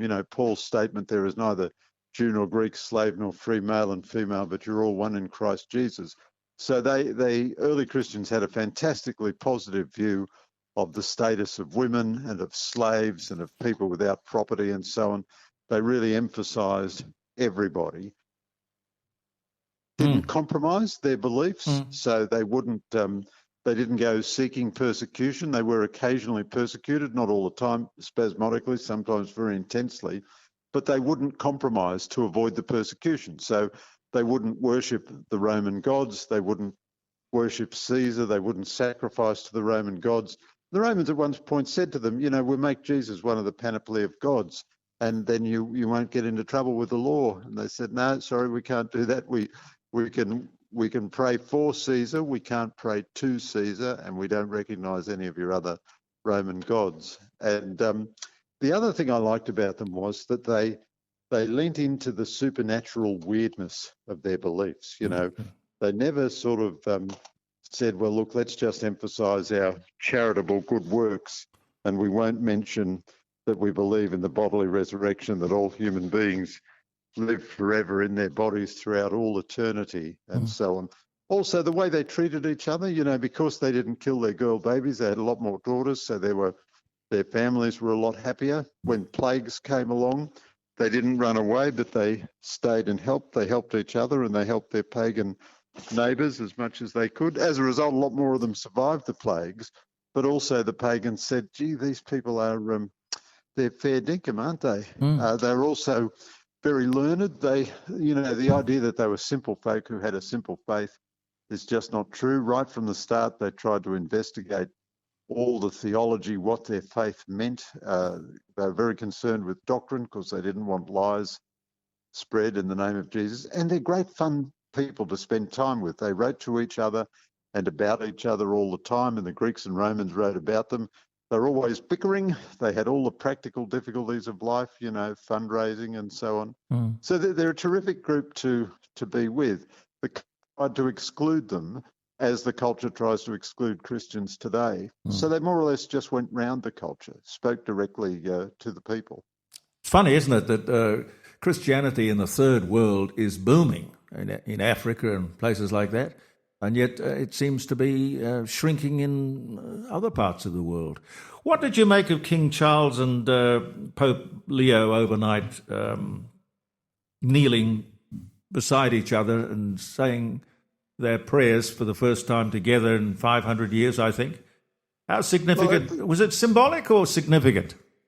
Look, probably more symbolic than anything. But the point you just made about Christianity booming in the third world is very important. So I think it was Tertullian, one of the early church fathers, who said the blood of the martyrs is the seed of Christianity. And Christianity is the most persecuted religion in the world. Not in the West. We're not persecuted in the West. It's just a hostile culture. But in China, for example, there were 3 or 4 million Christians when the communists took over. There's something between 60 and 120 million Christians today. That's an astonishing growth of Christianity under communism. Christianity is persecuted in Pakistan and North Korea and large parts of Africa, Islamists murdering Christians in large numbers. And Christianity is absolutely booming there. Now, for 15 years, I've been writing about the decline of Christianity in the West. But Jeremy, a really strange thing has happened just lately. That decline has stopped. So Generation Z, the Zoomers, people under 28, are much more religious than the cohorts just above them. They are coming to Christianity in huge numbers. And here again is where I think the comparison to the early church is important. So these people are kind of neo-pagans in the sense that they've never heard of Christianity, really, these young folks. But as a result, too, they're sort of medically naive to the virus of Christianity. They haven't decided it's old hat and rubbish and so on. And they quickly realise that all the pleasures and diversions of their smartphones don't really provide a meaningful life. They've got all the idealism and courage of youth. They're searching for meaning. And Christianity answers all of those questions for them and tells them how to live and what the purpose of life is and what it really means to be a human being and to have a divine relationship with God. So all of a sudden, the decline of Christianity in the West has stopped. Now, this is a pretty recent trend, so Christians would be well advised not to claim victory. At the same time, a lot of leading intellectuals around the world are coming to Christianity. So I profile that in the book as well. And I had to rewrite the introduction of this book because of this upsurge in young Christians. And so now the questions are, will it be sustained? What does it mean? But, you know, we've often been looking back and saying, well, where is the John Wesley of today? Where is the Billy Graham of today? But maybe you find it in the Charlie Kirks, in the people who founded the television series The Chosen. I profile Dallas Jenkins, who created The Chosen, and Bishop Robert Barron, who created the Word on Fire missionary, an online missionary now, which reaches tens of millions of people in the Pentecostal churches, which do social media so well. So there are all these wonderful signs of revival in the West. As I say, it's early into that trend, but it's very encouraging. Would it make a big difference if maybe the Christian church, for example, was outlawed and kids were told, or people were told, no, you cannot go to church? Would you find, you know, the contrary nature of humankind, that we would be tunnelling into the churches to get there? Yeah. Well, that's certainly true, but I don't want that to happen. No, I'm not. I don't think. But that is certainly true. In the countries where Christianity is outlawed or oppressed, Christians are growing. Now, it's interesting. The West has been unbelievably affluent and unbelievably peaceful since the end of World War II. We're the richest, most indulged, and most coddled people in the history of the human race. Never before have people en masse. I mean, the elite has always lived well, but never before has life expectancy been so high, health been so good, affluence been so good. And yet there are two striking things about this. One is that the leading cause of death amongst Australians aged 15 to 44, both men and women, is suicide. So that's unbelievable in this sunlit, beautiful, easy country of ours, that we could reduce young people to despair by robbing their lives of meaning. And the other thing is that it is a challenge to Christian belief, this long affluence, because, Jeremy, every human being needs God's mercy. But if you are affluent enough for long enough and you've got good health care and all the rest of it, you can fall for the devil's lie that you don't need God's mercy. And that has been what has happened to the West over the last 80 years. But in truth, every human being stands on the brink of oblivion every day and is in profound need of God's mercy. Yeah. I went to a Christian school and was fascinated by sort of the almost theatrical approach. It occurs to me that there's an awful lot of entertainment or show business or theatre involved in popular religion. Yeah, well, that's true of some denominations. So my books are very non-denominational. They argue for Christianity from first principles, and they don't adjudicate between denominations. I think all the denominations have their genius. You know, the Pentecostals are brilliant in their music and their use of social media. The evangelicals are magnificent in their defense of the truth of the scripture. The Catholics have got wonderful liturgy and deep theology. The Salvation Army is magnificent in the way it reaches out to people who no one else will touch. So all of them have their different approaches. And what is interesting about the resurgence of Christianity is that it's happening across all the gospel-based churches. So the churches which actually preach the gospel of Jesus Christ, whether they're Pentecostal, Anglican, Evangelical, Catholic, or Orthodox, Russian Orthodox or Greek Orthodox, they are all suddenly finding converts and young people coming to them, asking to come in. And of course, every Christian church, which is a Christian church, has open doors. But whether their church services are theatrical, like the best Pentecostal services, or whether they're very somber, like the traditional Benedictine devotions in a monastery, or whether they have the incense and chanting of Orthodox services, those are just different styles, really. And the style of worship, you know, provided it's real worship, there's nothing, I mean, you know, let 100 flowers bloom, really. The style doesn't matter.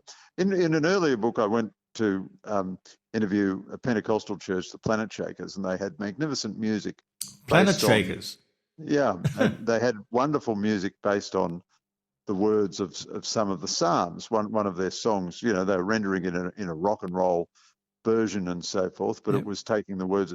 And then a couple of weeks later, I went to the most conservative Benedictine monastery in Australia, and they were chanting in Latin the same words from the same Psalms. So really, whether you're doing it in Gregorian chant in Latin or in rock and roll in a Pentecostal church, it's the same Bible and it's the same religion. Does fire and brimstone still work? Well, I don't know what fire and brimstone was really. Certainly, the radical nature of Christianity is striking. So, Christianity is a paradox because it's true, so it resonates. It seems true. It seems obvious. It resonates with the deepest truths of the human heart. But at the same time, it's a tremendous mystery. So we know that there's one God created everything. We understand that. Most human beings get to that understanding, even if just through reason. There must be God. And even many of the polytheistic religions believe that there's one spirit behind everything. Yet then Christianity tells us that God is also a community of love, that he's the Holy Trinity, that he is Father, Son, and Holy Ghost, three persons in one nature. Now, fire and brimstone, certainly Christianity is wonderfully positive, and it offers a great positive view of human nature. But it does also teach that and all its teachings are weird and radical. You know, we eat the flesh and drink the blood of our Saviour, of our Rabbi, of our teacher. But it also teaches that every human being faces death, the four last things: death and judgment, heaven and hell. And Jesus is pretty explicit in some of his passages about, on the last day I will come to judge, and I'll send the sheep to their eternal reward on my right-hand side, and I'll send the goats to their eternal punishment on the left-hand side. Now, there are Christians who believe that hell is empty, or as C.S. Lewis put it, that it's always locked from the inside. But free will means that God has to respect the free will of human beings, and a human being can decide absolutely to reject God. And if they reject God absolutely, I don't mean if they just don't happen to be members of a formal religion, but if they deep in their heart reject God, that means rejecting goodness. Well, then God has to respect that. There has to be a consequence of that. So it may be that, fire and brimstone was overdone in the past, but the idea now that there are no consequences for anything, that really means there's no moral responsibility. Yeah, no, I see exactly what you mean. Maybe the thing that works against us here in Australia is the affluence, relative affluence. That it strikes me that when things are really bad, and there's war and there's deprivation and privation and God knows what, something comes along and says, look, don't worry about all of this because there is a better life waiting for you in the future. You will, all of this will pass. So the better things are in the present, the less likely you are to think about the hereafter. Yeah, that's right. So one of the people I examined in the early church is St. Augustine, terrifically good fun fellow. He converted to Christianity when he was 30. He'd been a terrific libertine before that. And in his Confessions, which are wonderfully accessible, psychological and spiritual autobiography, he says, my prayer when I was a young man was pretty hypocritical. It was, Lord, make me pure, but not yet. And which is a classic human reaction. But he watched he was a bishop in North Africa in the 4th and 5th centuries, and he watched the collapse of the Roman Empire. And he wrote a great book of history called The City of God. And he said, in the end, the Christian doesn't live in Rome or Jerusalem or Babylon or in any earthly city. The Christian finds his home in the city of God. And that transcends suffering and it transcends affluence. It unites in a higher purpose. Viktor Frankl, wonderful Jewish psychiatrist who survived Hitler's death camps, he found that in the death camps, in the concentration camps, men and women with meaning in their lives could endure anything. And what we find is that men and women without meaning can achieve almost nothing. Interesting. What do you think happens when we die? With all your study on the subject, have you got a firm idea of what exactly happens? Well, much of religious faith is a mystery. So Christ tells us things, but then he doesn't tell us everything. But we know that he talks about people going to their reward. We know that he says, in my Father's house there are many mansions. We know that St. Paul says in the new creation, each of you will be like the firstborn. So in the ancient world, the firstborn son got all the attention. But we have the words of Jesus himself on the cross. He says to the good thief, today you will be with me in paradise. And Jesus doesn't tell lies. So that promise is pretty clear. He doesn't tell us much about what heaven is like, although the most severe things he says are to tell people not to corrupt little children. He says if you do that, it's better if you were tied with a millstone around your neck and thrown into the river. But he also says of the children, he says, don't corrupt these children, because in heaven their angels are gazing forever on my Father. So that tells us there are angels assigned to the helping children, and I guess probably to helping all of us. So we don't know exactly. There's a wonderful novel by an American Christian novelist, Marilyn Robinson, called Gilead, which is about a 77-year-old Congregationalist pastor who is dying of heart disease, and he's reflecting on his life, and he looks forward to heaven, and he says, we don't know exactly what heaven will be like, but we know it won't be a disappointment. And I don't believe it will cause us to lose all the attachment we had to this beautiful earth and all the loves we had on earth. So really the answer is no, I don't know, but we are told lots of things about it by Christ and in the Bible. I see they've passed a law fairly unanimously. I think it's also in New South Wales, but they passed a law just the other day in Victoria allowing people to be buried with their pets or pets to be buried with them. What do you think of that idea? Do you think animals have a soul? Well, look, Jeremy, I have no idea really, but if animals are part of our happiness in heaven, then yeah, that's what I reckon. Then they'll probably be there. But look, I don't know really. They're all manners of speculation. Of course, where you get buried doesn't really affect what happens to you in all eternity. But we know that eternity will be richer than the life we live now. So it's not as if we're going to be in an austere, chamber of consciousness or something without. So we know that we're going to live in our bodies in eternity. So there's going to be a place for us to live, and it might be right here. We might be living right here in a transformed creation. I mean, it's reasonable to speculate about these things. But it's wonderful to ponder the possibilities. It is. It's a good thing to think about, but I have to tell you, it's beyond my knowledge. Do you believe in reincarnation? No. There's nothing in Christianity which supports reincarnation. Each human being is a unique individual person, and they have a relationship with God, and they have a divine destiny. So it wouldn't make. So there's nothing about reincarnation in the Old Testament or the New Testament. There's no suggestion of it, and it wouldn't make any sense. It's inconsistent with everything. So you live this life, and God welcomes you into the new creation and the new life beyond the grave and so forth.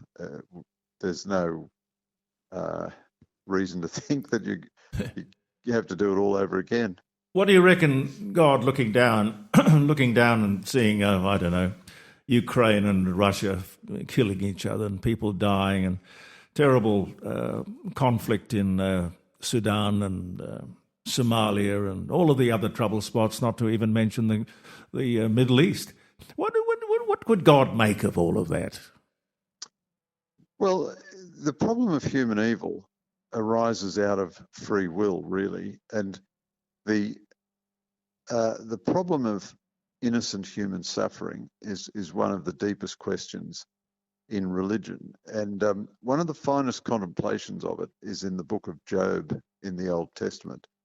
And Job, after enduring a great deal of suffering for which he's completely innocent, he wants to talk to God and directly. And he never loses faith in God, and God never loses faith in Job. But Job has a series of questions for God.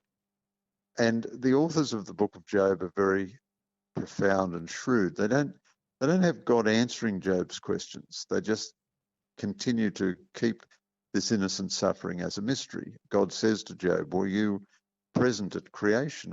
And Job says to God, I can't answer your questions. I am little. And the matter of suffering is a mystery. Part of it is a consequence of free will. If we didn't have free will, we're just the animals living innocently in our human natures and eating each other and committing violence on each other, and it has no moral quality one way or the other.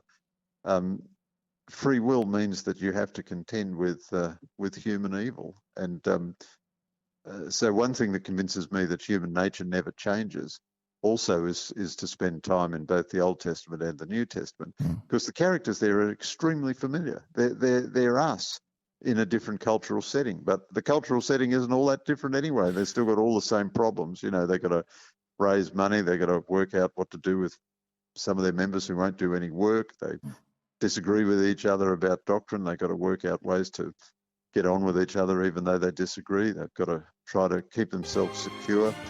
So St. Augustine, whom I was talking about earlier, he wanted the Christian villages in where he was living in North Africa to be protected by Roman soldiers. So that meant he had to work out the ethics of being a soldier. What did it mean for a Christian to be a soldier or to ask for military action in behalf of the security of Christian villages? So he really pioneered the just war theory, which is with us now, when is it just to take up arms and to use violence? Yes. Was it Bob Dylan who wrote that song about "With God on My Side"? I don't know that particular song. Well, it was just basically that was the justification for people going out and killing each other and coming back and saying, well, God is on our side. And each side says God is on our side. Yeah, I don't think that's right. I mean, certainly there have been conflicts where people on both sides pray, but I think it's hundreds and hundreds. You could make the case for some kinds of Islamist violence, but I don't think anyone has, certainly in the West, it will be hundreds and hundreds of years since anyone has said, I'm killing people because of God. What they might say is, I'm defending people because of God. Well, they try to justify their behaviour, I suppose. Somebody told me that human nature, as you just said, I think, was the root of a lot of the problems. Human nature was a mixture of jealousy, vanity, lust, and greed. Now, if it is so, why didn't God step in very early in the piece when he made us and made us better? Well, I don't think that's right. I think atheism always says to Christians, how can you cope with evil? But Christians might say to atheists, how can you cope with good? I mean, every day we see self-sacrifice and, if every husband who works an extra shift to provide for his family, every mother who is the first one out of bed in the morning to look after her family and make breakfast for the family and is the last one into bed at night having looked after everyone. All the work of welfare and human solidarity that Christian groups do in the community. Who looked after the lepers on Molokai? It was Father Damien. If you were a diseased, homeless, hungry, wretched, neglected person on the streets of Calcutta, it was Mother Teresa who came and found you and said, well, come into our home and we'll be your friend. I profiled a Salvation Army leader a few years ago, and one of the nicest pieces of feedback she ever had was from a client who said, I need someone in my life who isn't paid to be there, and that was the Salvation Army. So I think human nature is a mixture always, and I think maybe Vladimir Putin tries to justify his outrageous and terrible behaviour by saying God is on my side, but I think religion limits and tries to civilise human conflict. It doesn't encourage it. So the just war theory never says it's a good thing to go to war, but it does say if you have to defend yourself, what are the ethical rules under which you can do it? A great friend of mine was a pacifist until he saw the Yazidi population trapped on Mount Sinwar in was it Iraq or Syria? And ISIS, the Islamic State, was planning to come up the mountain, torture and murder the men, rape and enslave the women, and abuse the children. And he thought, I can't sit here in Australia, affluent and happy in my pacifism, and prevent Allied forces from going and rescuing them. And so, sometimes conflict is necessary. But even here in a previous book, I profiled General Peter Cosgrave. He understood that the enemy, he fought terrible battles in Vietnam. He saw real action.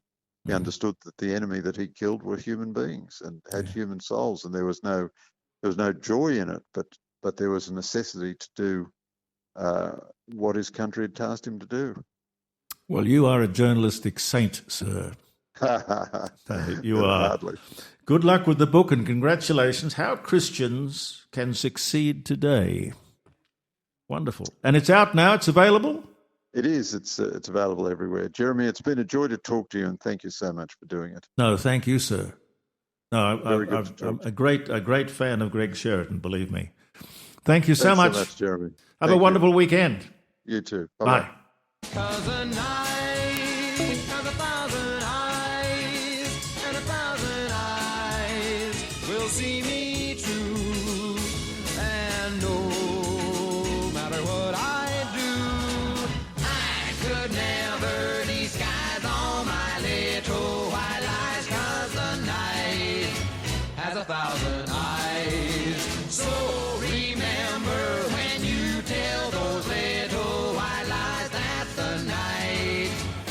1,000 eyes.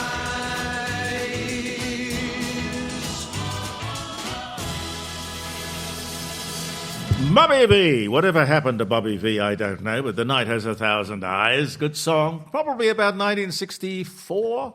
Gary, what do you think? Possibly a bit before that, I think. Okay. Yeah, Bobby V. Nice. All right, it's October 24. Some of the things we remember for this day, or we remember and attribute to this day. 1856. Does that ring a bell, Gary?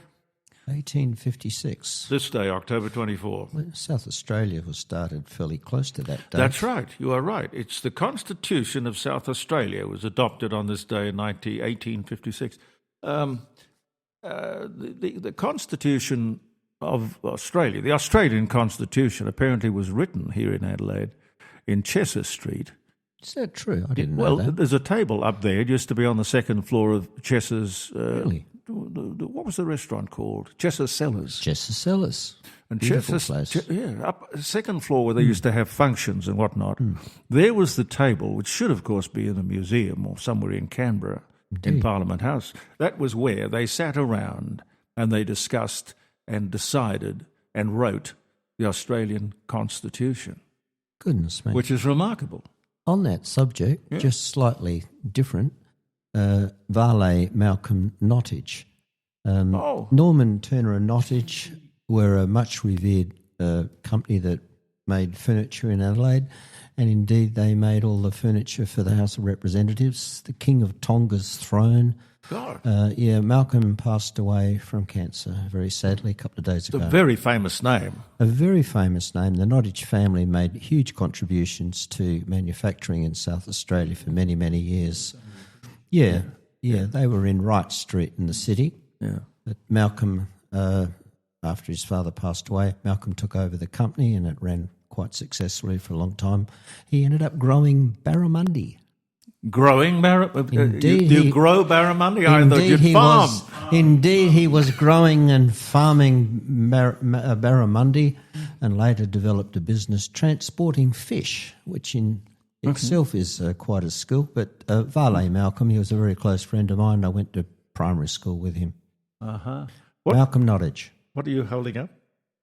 Oh, it's a good thing I turned my phone off. Indeed. Something else that happened on this day, nylon stockings go on sale for the very first time. And the place where they were wearing nylon stockings before anywhere else in the world was Wilmington, Delaware. 1939, the first pair of nylon stockings. Do you know what Delaware is famous for? Low taxes. Yeah, low taxes. There are more. It's not a very big place. There are only about 35,000, 40,000 people, but they have something like 200,000 corporations registered as their head office in Delaware. In Delaware, anywhere in Delaware, you've just got to have something going for you. See, Mike Smithson with us in a sec. Oh, baby, don't you know that I love you so? Baby, don't you know that I love you so? When I hold your hand, that's when you'll understand that you're the one for me. Oh, I wish that you could see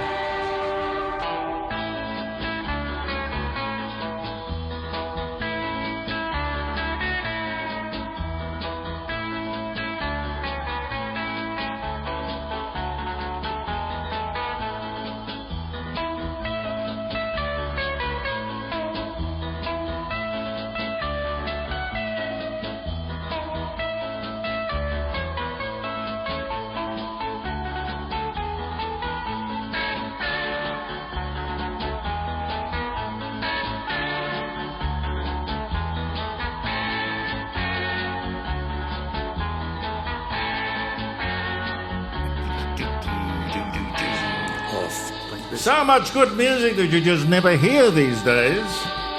Oh, you do hear around the dining room table. The Joy Boys. Yeah. What was it called? Southern Aurora. Southern Aurora. Yep. Yeah. Beautiful tune. Too short, that tune. It doesn't go long enough. That's only a clip. Oh, Even dear, the real dear, one dear. doesn't. Mike Smithson has arrived. How are you, sir? Yes, very well, gentlemen. Lovely to be here again, Jeremy. You're well? Oh, a bit of living up this way. You get a bit of hay fever now and again, like for me, 24/7. Oh, dear. But anyway, I'm not looking for sympathy. It's your flowers on the table, I think. That's the... Well, have a Lamington. I'd love to, but they'd give me hay fever as well, the way I'm going. Oh, dear. The coconut. We have crosses to bear. We do. I try and do mine silently, except for when I'm on your program. Then I feel I can vent. Yes, do. What's the gossip? What's going on around town? You know. Well, you're talking politically? Everything. I think the latest poll, and I can't even remember who did the poll, it was only this week, but they had the Liberals in all sorts of trouble, which I think is probably not far from the truth. Yeah. Down to could drop to about 4 seats. Metropolitan seats could be in short supply for the Liberals come March next year. But Malinowskis is a formidable opponent. Well, the latest poll that was taken, it was only a small sample, so I don't think it was necessarily 100% accurate, but it had that people don't agree with the way or aren't happy with the way that he's dealt with the algal bloom and aren't happy with the way he's dealing with ramping and housing and cost of living and everything else, but they still will vote for him over and above the Liberals, which shows you that Vincent Tarzia must be in a world of trouble if against that backdrop, if they can't get back in. So what is it about politicians? What do we look for? Do we look for good looks? Do we look for a smooth talker? What is it that moves the audience? Well, I've always had a theory with Peter Malinowskis. You don't call him Mally to his face, do you? Oh, yeah. Okay. Well, everyone does, sort of. Even you, Jeremy, you could just get away with it. But I've always had this image of him, and I don't say this lightly at all. The reason he does so well, okay, he's very articulate and he's smart and politically very savvy and very well connected. But all the guys, out in Voterland, all the guys want to be him and all the women want to sleep with him. So it's not a bad combination, is it? Endorsement. No, I don't necessarily want to be with him and I certainly don't want to do the other. But I think it's where you have a rare combination, and you certainly wouldn't say that about the Prime Minister, with all due respect to the Prime Minister, or the opposition leader for that matter. No, it's an issue, isn't it? Do you think that's a fair assessment, or am I being a little liberal with it? No, I think that, was it Groucho Marx who said famously, if you can fake sincerity, you've got it made. He also said I wouldn't be any member of a club that would have me as a member. He did say that too. Yeah. Yes, I shot an elephant in my pajamas this morning. But if you what he was doing in my pajamas, I'll never know. Stop it! If you can, I don't know what it is. Charisma is a word that comes to mind. Hello, Jackie. Hi, how are you? Jackie's walked in, looking very colourful. Very colourful. Do you know Mike Smithson? Hello, Jackie. Jackie Goodall, Rising Sun. Oh, yes, of course. Yeah, and Royal Flying Doctors. Yeah, and Royal Flying Doctors and everything else. Yeah, busy lady. But thank you for sparing some time to come in and chat to us. We're just talking about what makes a politician so formidable, so successful. Right. Is it charisma? Is it good looks? We're talking about Mally, as he's affectionately called. Does he get to you? Oh, he's a pretty special premier. What appeals to you about him is? I think his persona, and that he comes across as being very genuine and caring about, the population and the community and what he's passionate about. Well, that's it. I mean, if you can fake sincerity, you've got it made. I'm not saying he fakes it. I think he's a genuinely very, as Jackie says, very caring person. But I think on top of that he's politically very smart. Yep. And I'll tell you what, a funny thing happened to me on the way to... No, funny thing happened a few weeks ago. It was a few months ago, actually. I was lucky enough to be at the Penfolds launch of the AFL gather-round and happened to be sitting on a nice table, and the Premier and the head of the AFL and various others were sitting one table away, but in the eye line of those people who were speaking on stage. Anyway, late in the evening, and I was sitting there just enjoying the night, and I noticed Senator Don Farrell, who is extremely influential in political terms and very much a mentor of Peter Malinowskis, was in Mally's ear, and Mally was hanging on every word as if almost taking he would be certainly wise advice, but no, I won't say political instruction. But and I took a photo of it, a sneaky little photo, and then I thought, I better just keep that in my camera, just share it with your listeners. But I thought that picture told 1,000 words, really, because it was still Don Farrell being listened to very intently by the Premier, and that's right. And I think it has followed that path ever since Don became a senator, and from memory, Mally took his job in the shop union as the general secretary of that. So that's the line of ascension that you get in the Labor Party, is mainly through the shoppies union. And you also get an awful lot of loyalty in the Labor Party that you don't get in the Liberal Party for some reason. Well, you get loyalty, but you get people who can not spill the beans. They toe the line. Discipline. Very disciplined, yeah. And they don't break ranks at all. They might privately, but you would never get them to state it publicly, where you find the Liberals just, one problem after another, resulting in what we can now say was a bent politician who's gone to jail this week, Troy Bell down at Mount Gambier, still protesting his innocence, but the courts have certainly found exactly the opposite. So he'd be having a fun 2.5 years at Her Majesty's or His Majesty's pleasure. There was a time when politicians, when they made a mistake, they copped it sweet. I can't think of the name of the bloke. It was back when we used to make television sets in Australia, and he brought a television set into the country. He was a minister, and he didn't pay duty. That's right. And they got him for not paying duty, and he immediately resigned. Yes, he did. Because it was the honourable thing to do. Now we have politicians who tough it out, or they have spin doctors who, come up with something. You'll very rarely get the full mea culpa from a politician when they've done the wrong thing. And in Troy Bell's case, and this is all legally very now free and easy to talk about because he's been convicted and he's been sentenced and he'll spend 2.5 years in jail, and I don't think he'll lodge an appeal. What's the point? You'd just be throwing good money after bad. But it's where he is popular in his electorate because he's been elected twice, even with charges pending. Yeah.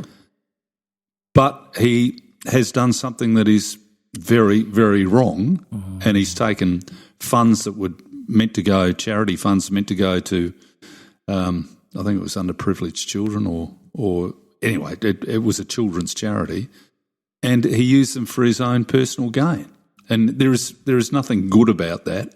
And I know him reasonably well. I don't have any respect for him now, but he had a family, and people say, well, he was a good bloke, but he just made a mistake. Well, I'd say that's a whopper of a mistake myself. Sure. If you knowingly do it and you keep doing it. But he's got a fan base, and it brings us back to the point of the first question that some people can just get away with stuff because they're likeable or they're liked or well liked. Yep. I'm here to hear Jackie's point of view on this. I think that if you're in the public eye, for a start, least of all a politician, and you're raising funds in a way that you're perceiving it to be for a charity or whatever, and you are using it for yourself, that's just completely, it's just you just can't do that, cannot do that. So yeah, they should go to jail. They should be charged. It's just immoral. See, some commentators are saying he got far too great a penalty for something that was, if you compare it to some of the scumbags that, as Peter Hurley said in the paper this week, a guy who held up staff at the Aqaba, and I think there was mental damage done and probably physical as well, and he got a good behaviour bond. He's saying, well, hang on, a person and he caused $80,000 damage to the premises, and Peter Hurley, who is the hotel baron and owns the Aqaba, said, well, why shouldn't that have been a penalty, whereas someone who is taken funds for their own gain, so one gets a good behaviour bond and the other goes to jail for 2.5 years. I've always said, if you're a politician, and the same in David Spears' case as the Liberal leader who was charged with supplying an illicit substance, cocaine, he didn't go to jail. I thought he was very lucky not to. True. The minute you are in a senior elected role and taking taxpayers' money and in a trusted position, and you, in his case, wanted to be the Premier of this state, and you totally abuse that trust and faith put in you, I think you go up a rung or two or three in terms of where the penalty comes from. A lot is given, much is expected. Have you ever had Frank Pengello in the restaurant? Not that I can say, no. No. He's an interesting character. He's been a regular visitor to the dining room table. Why did he jump into the Liberal Party? Do you reckon he wants to be leader?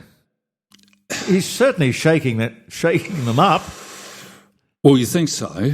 You'd think that would be anyone who joins a party has aspirations of leadership, I assume. And he is a prominent politician. Do you get on with him? I used to. What happened? When we worked together on Channel 7 on Today Tonight. Oh, yeah. Yeah, we get on okay. I've written a couple of pieces for In Daily that I don't think Frank has warmed to, shall we say. But the point being that he was enlisted to shake the Liberal Party up. Yeah. I'm not sure the rank and file parliamentary members of the Liberal Party knew in advance and were particularly in favour of it.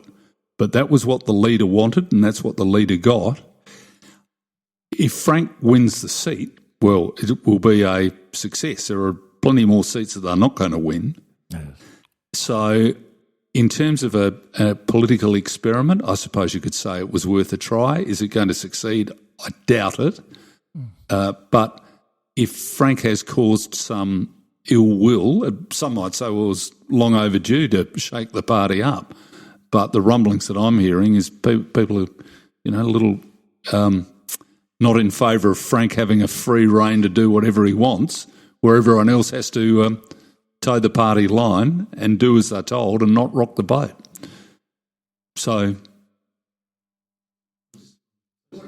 Tony's just buzzing around. Tony's buzzing around, yes.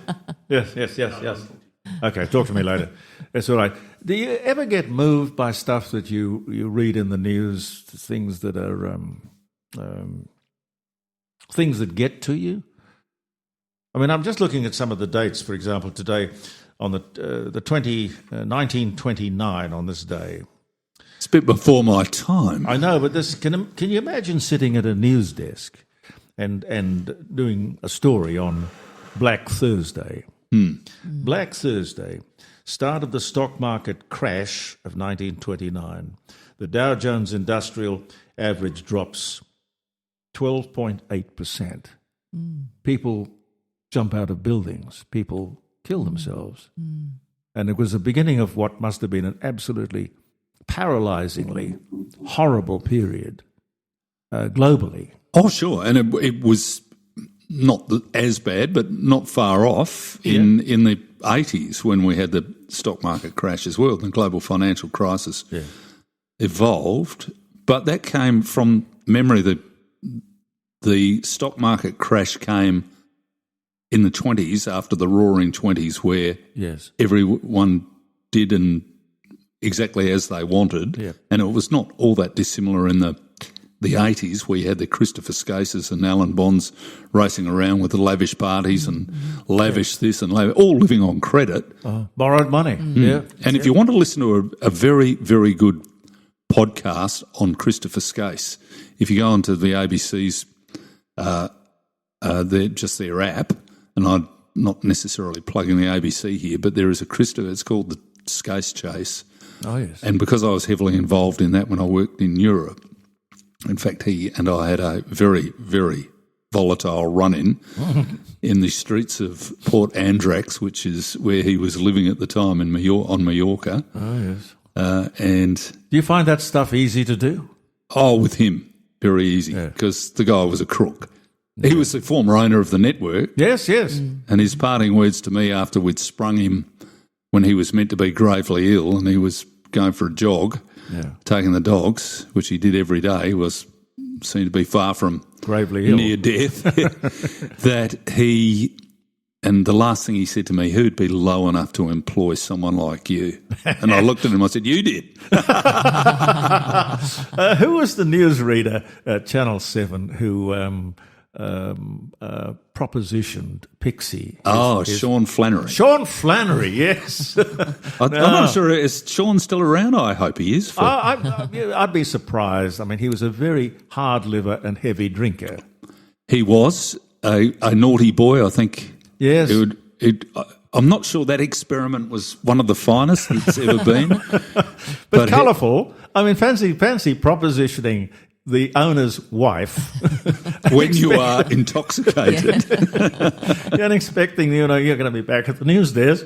Well, that happened on a Saturday night from memory, that Skase flew all the presenters to Mirage at not Port Douglas, probably at Surfers Paradise or where the other one was, and a lavish party, just absolutely vintage Skase. You spend more than you can afford, and people that are falling by the wayside who have invested in your company. And then Sean decided late in the night that he would be a bit hands-on with Pixie Skase. And so that was the Saturday night. By Monday there was a very short press release came out that Sean was no longer working for us. Who took over from him? I thought you did. I think you did. Yeah, maybe. Oh, look, it's a blur. I think you did, Jeremy. It's a blur. Because I read some bulletins with you. I can remember back that far. And Jeremy was always very well prepared, very polite. Could take a joke. We had a bit of fun on the desk. Oh God, yes. And the only way you could make ends meet in those days in the media was to have at least 3 gigs. Yes. 3 or 4 gigs if you were lucky. And Jeremy just got by, you know. Oh, God. Skating by, so to speak. Now, you've got a big day on Sunday. Tell us about the big day. This coming Sunday, is the 180th birthday celebration of the Rising Sun Inn at Kensington. So the beautiful building was built in 1845. Yeah. It's heritage listed. It was built by a fellow called William Beck, nicknamed Blackbeck. Blackbeck? Blackbeck. Sounds like a pirate. Yeah, it does a bit, or a horse race. A racehorse. Oh, yeah. And he escaped slavery in London, jumped on a ship and found himself in Adelaide. So he was a coloured South American fellow. Yeah. Built the Rising Sun in where it is because it's right next to Second Creek, so he had access to water. Hence the streets in Kensington are on a diagonal cross cut. They weren't very imaginative in those days when they was First Creek, Second Creek. How many creeks did they get up to? I don't know, actually. There were an awful lot of them. I think there's 4. Fourth Creek. Yeah, I think there's a St. 7th and 8th and a 13th Yep. Creek. Yep. Yes, we've all heard it, and a great TV program as well. But just as imaginative, not necessarily near the Rising Sun, but First Avenue, Second Avenue, Third Avenue. Oh, there's all of that. If you want to go to the most boring street place, and I pay my respects to the people, and that's had a pretty checkered history. First, Second, Third, or Fourth Avenue or street. I don't think it's even as glamorous as an St. avenue. Peter's? No, Snowtown. Oh, Snowtown. Oh, goodness. Oh. No, thanks. Oh, Tony, you're on the ball today. Yeah, so I reckon if you lived in 2nd Avenue at 2nd Street at Snowtown, you're really... So hi to everyone at Snowtown. I'm sure they all listen to you up there. Well, yeah, good God. Yes, yes. So how are you celebrating at the Rising Sun? We've got lots of things happening. We've got in the car park area, we'll have some wine barrels set up with umbrellas and stools so that we can utilise that space. We've got a duo playing in the car park from 1 till 3. Deirdre and Bede, they're fabulous, local people and friends of ours, and they're very talented. We've got the Mayor of the Council coming along, Robert Breer, at 1:30 to cut the cake. So there'll be birthday cake being handed around to everybody. Free booze? No, unfortunately not. No. Unfortunately, but we're not expensive. So. And a live band inside from 4:30 till 6:30. Plus, we're open for lunch as per usual on Sunday. It's a great history. Yeah, encouraging people to come along in period costume, dress up in period costume. Do people do that? Yeah, you bet they do. Okay. I wish I was an extrovert. I really do. I do too. You worry me because you're so introverted. Well, I am. I walk into the room and I say, I'm sorry instead of hello. It's just in my nature. Yeah. So, yes, it'll be lots of fun. So we're hoping to have a nice big crowd along. Yeah. How's the restaurant business? Good, thank you. Yeah, going well. Yeah. Having done it myself once, I think I regard it as the hardest business in the world. It's a pretty tough gig, but you know, if you're a people person, which we are, we love people, and it's wonderful to have, you know, our regular clientele plus new people coming along all the time. Yeah, different ages and stages, and celebrating lots of things. And great food. It's great. It's amazing food. Yeah. 2 very talented chefs, Adam and John. Do you find them temperamental? Sorry? Do you find them temperamental? Heavens no. That's scared. This is going I to could air. tell you. I could tell you some chef stories. I could too, but I don't want to lose them. So. No. Was your establishment in Melbourne Street? Melbourne Street, Deckers. Yeah, that's right. Deckers, of course, yeah. yes. Deckers. I'll tell you one chef story. We lost our chef, which was very careless. No, he left. He got a better offer or something, I don't know. Anyway, we sort of auditioned for a new chef.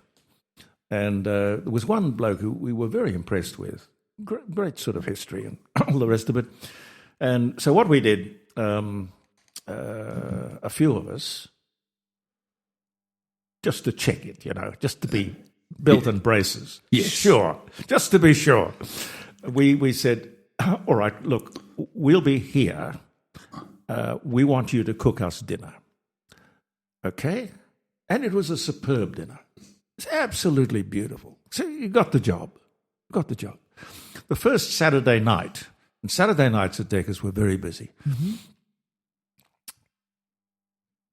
You walk into a restaurant and you know when something is wrong. You have an innate sense that something is not right. So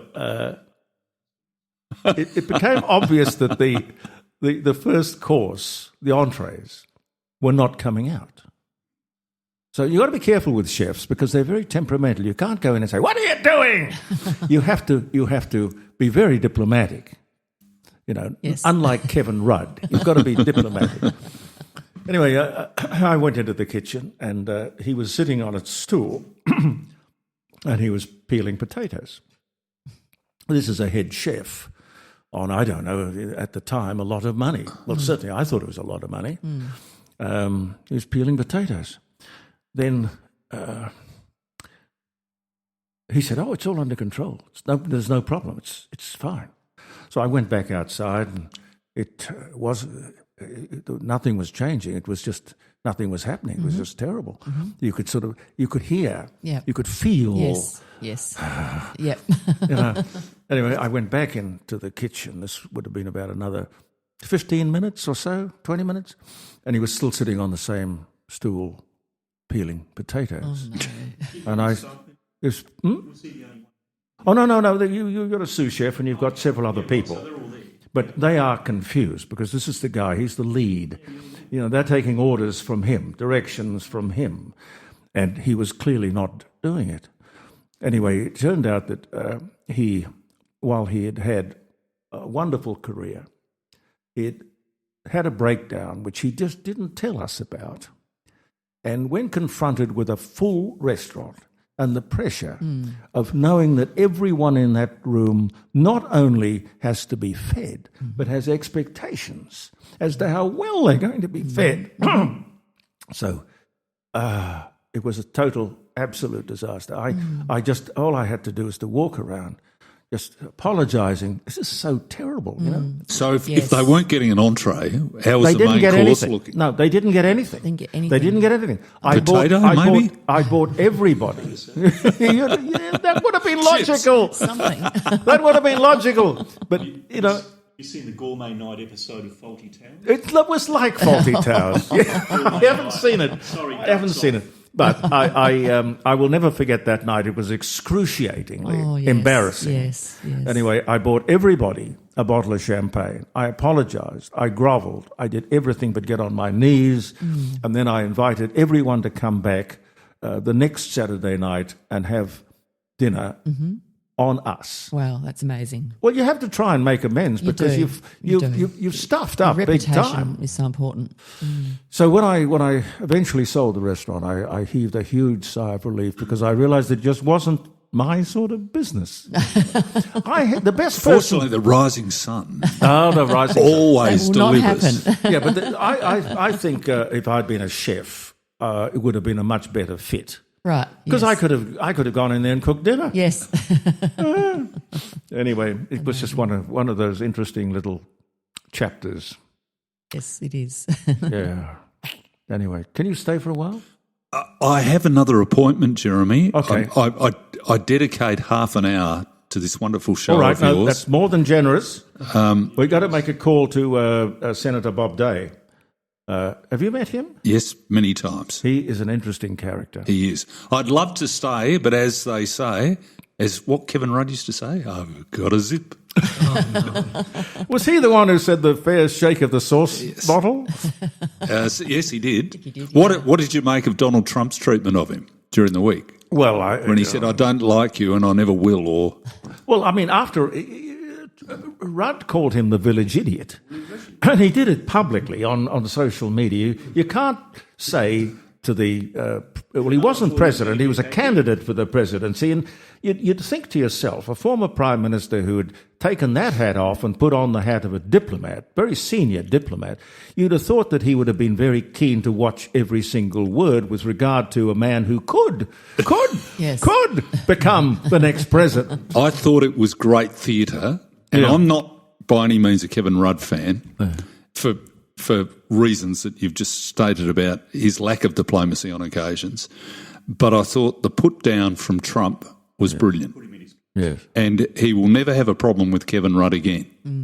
No, he won't. But do you think that Kevin Rudd, is able to move around the Hill and the halls of power in America? Well, the only advantage for him is that those who didn't know him now know who he is and where he fits in. Well, that's a point. And that may work very well in his favour. But it was, no one wants a slap down, and he looked awkward, but he will use it to his advantage in the future. He say, yeah, I'm the guy.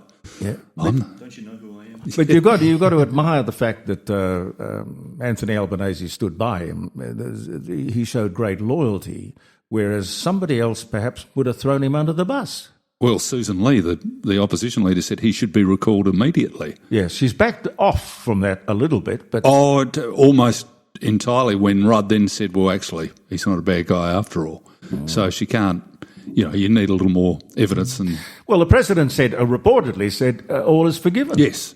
Well, that's done. Not forgotten. I must zip. No. Well, and good luck. Mike, thank you. Hope to see you Sunday. Mike? Well, I'll be working, Jackie, but I'll be with you in spirit. Okay. What's big on the news on Sunday? Anything interesting? It's always interesting. I love that flashback thing, and I love the house thing that you do. Yes, selling SA and flashback, very popular with our viewers indeed. Yes. That's why we rate so well, Jerry. I know. Not only, I mean, it is you. You're the man. He's wanting me to stay. No, you're the man. You're the man. I mean, thank you. You're very kind. No, 90% of the ratings on television, I'm quite sure, are about the person. It's not about the content. It's not about the journalists or the writers. It's a team effort, Jeremy. God bless you. You're a good guy.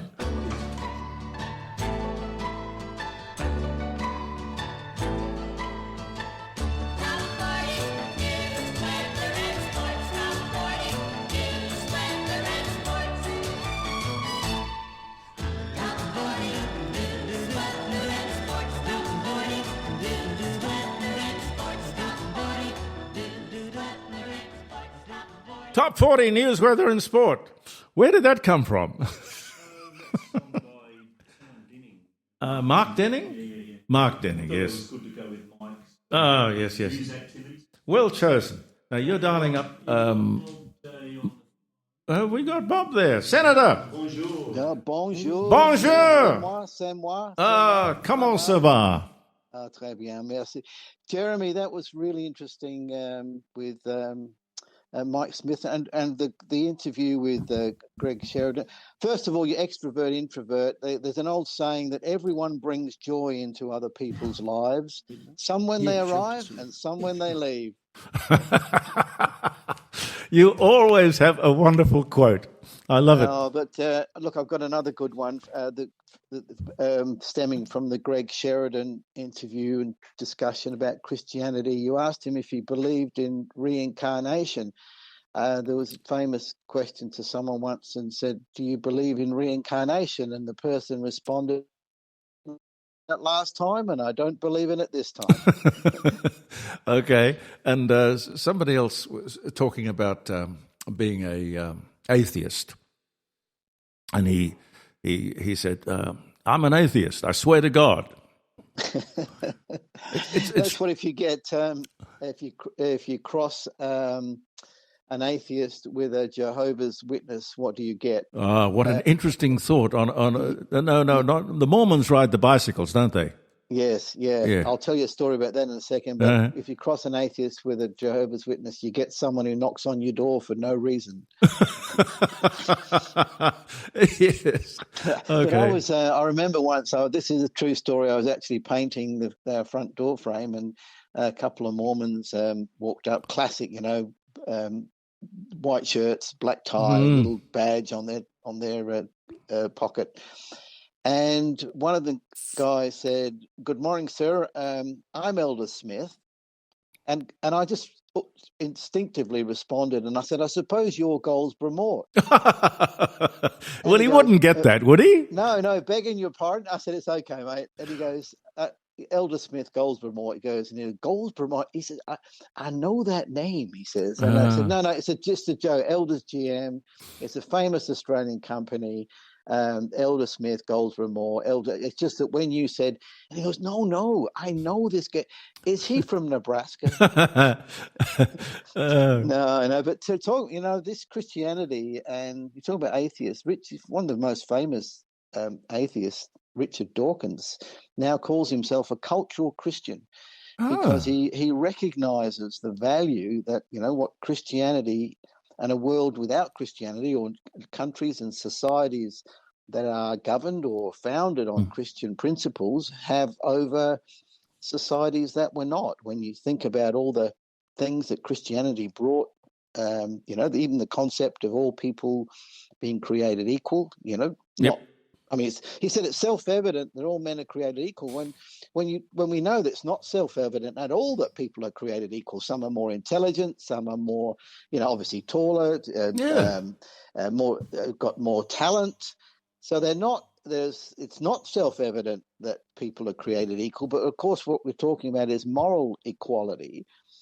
And hence, Christianity was responsible for starting, schools and universities and hospitals and aged care, and ended slavery and cannibalism and widow burning in India and those sorts of things. Widow burning, that's a new one. I've heard that before. Remember, that was a culture and practice in India that if the husband died, then the... she had to throw herself on the pyre. Yes. And of course, I think it was who was it? The Duke, not the Duke. well, it was someone who was the then Viceroy of India. And when he was confronted by this, and the Indians said, "Oh no, this is our culture. If a husband dies, then we put the widow on the funeral pyre with them." I don't think my wife would be hopping on the funeral pyre And somehow. he responded, "Well, that's fine. We also have a culture. If anyone does that, we hang them on the nearest gallows." So quid pro quo. But well, this is the same. This is the same country that has women-only railway carriages. Yeah. No wonder they're a bit skittish.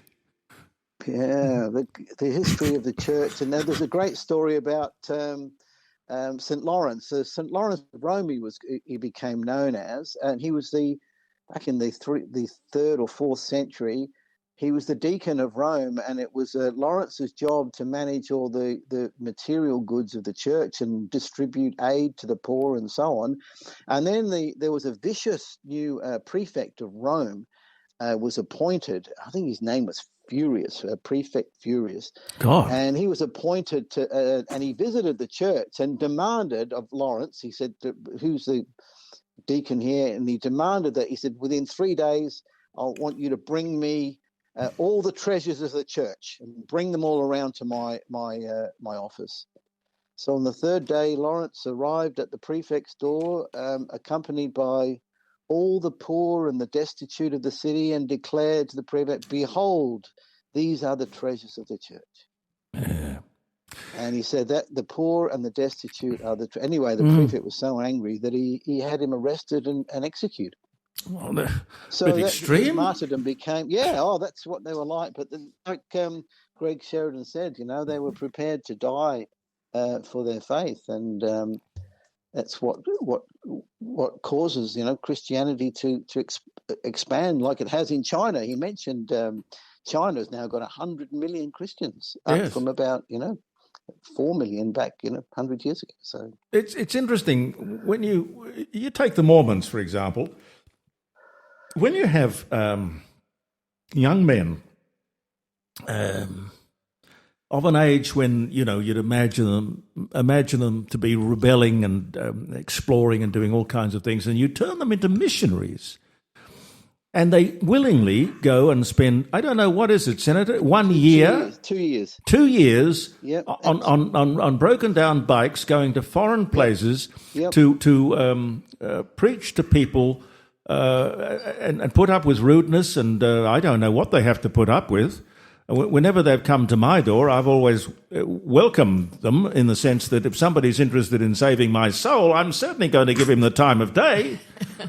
I've never met a Mormon I didn't like, Jeremy. I Yeah. must confess. They're so polite, they're hardworking, they are industrious, they love their families. All right, some of their theology is a bit weird, but so is some Catholic theology is a little bit weird as well. Well, High Church of England can be a bit weird. But in fact, when I was a senator, I always used to go. It was always invited to various Mormon events that they held around the city at the various stakes they're called. There was one at Furl and different ones, and I was at one, and they had a visiting elder from Salt Lake City. One of the top guys happened to be in town, and I got chatting with him. I said, my son actually is studying in America at the moment. And I said, I'll be heading over there in a few months for his graduation. And he said, well, when you must come and visit us. So I did. I went to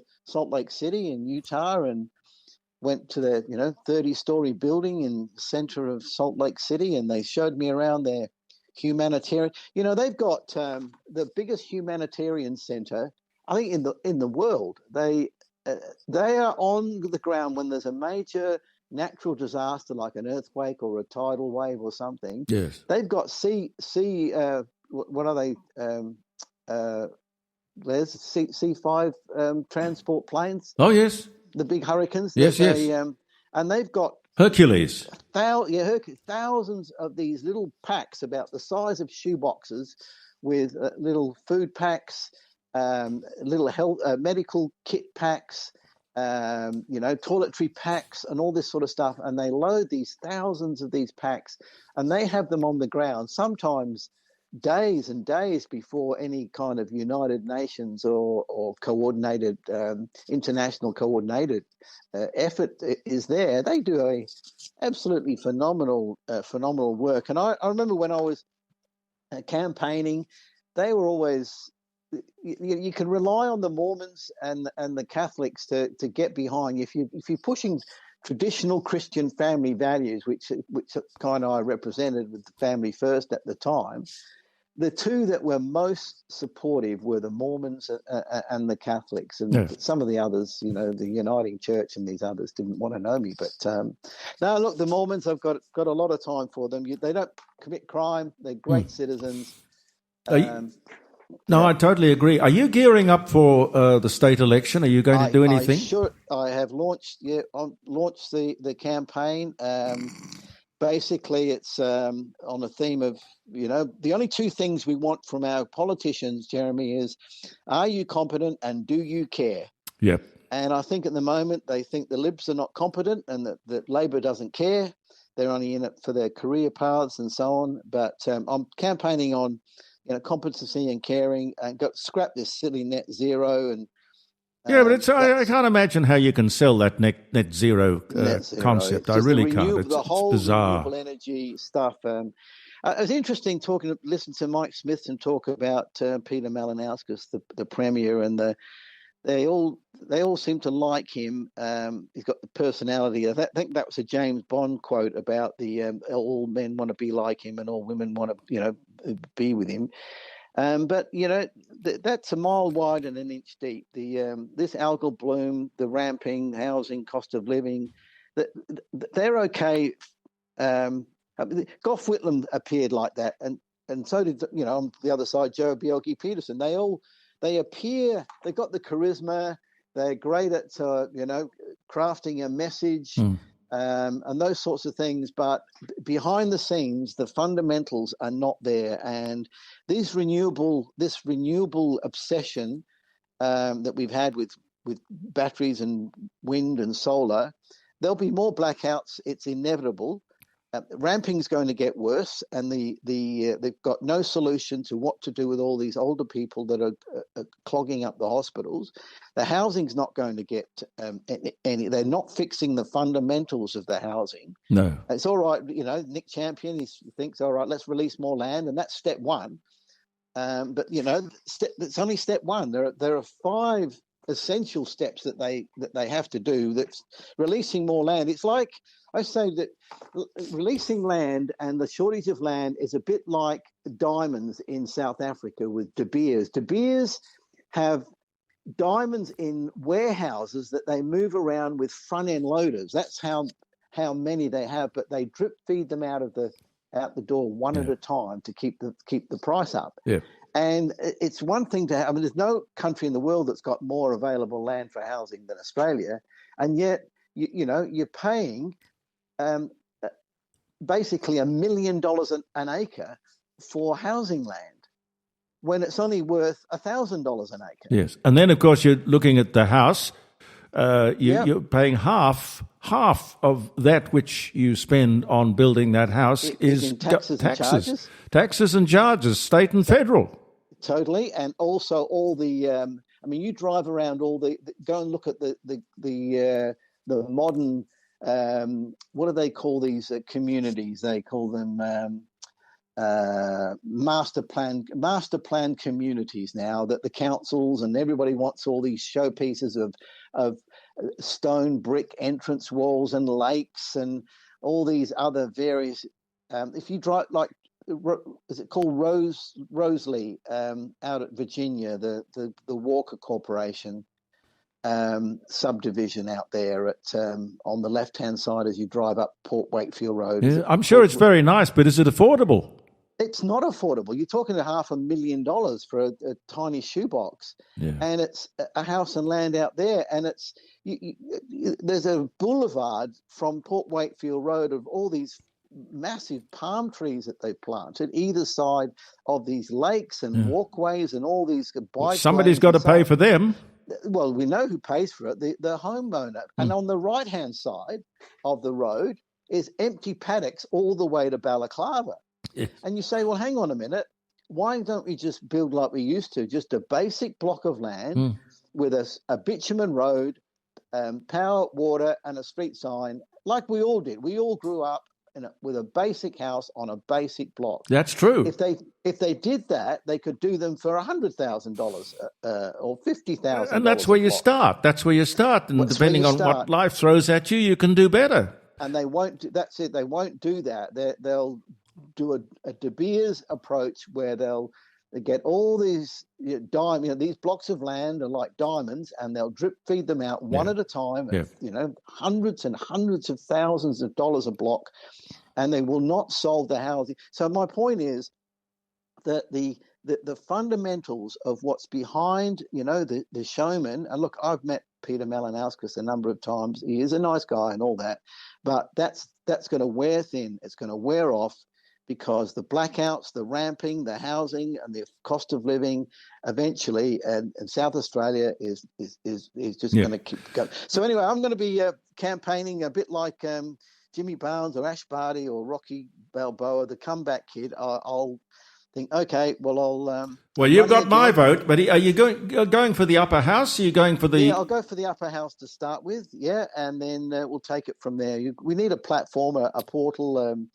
On which to sort of grow the reiteration of the Australian Family Party. So your values are just, in my opinion anyway, spot on, and the sort of culture that you advocate for Australia is totally exactly what the doctor ordered. Bless you, thank you, Jackie. Have you met the senator? No, I haven't. No. Haven't. Well, look forward to that, Jackie. I have to come to your restaurant one day. I've heard a lot about it. That'd be fantastic. Love to see you there. Likewise. Thank you, Senator. You look after yourself. Let me know if I can do anything with your campaign, if I can help. Thank you very much, Jeremy. Merci, and passez un bon weekend. Okay, and what are you calling the party? Are you going to call it? It's the Australian Family Party. Well, they did the polling, that Mike Smithson talked about. It's the Demoris poll, where we've launched a month ago and we're sitting on 3%. If I can get it up to 5%, I'm in. Well, you deserve to be in. You're experienced, and you're not only politically experienced, but you are an idealist, and you have the real-life experience of being a very successful businessman. Well, School of Hard Knocks. You've been there. You've been there. Ups and downs. That's absolutely right. School of Hard Knocks. You know what it's about. Thank you, Senator. Yeah, thank you, Jeremy. You too. Senator Bob Day, ladies and gentlemen.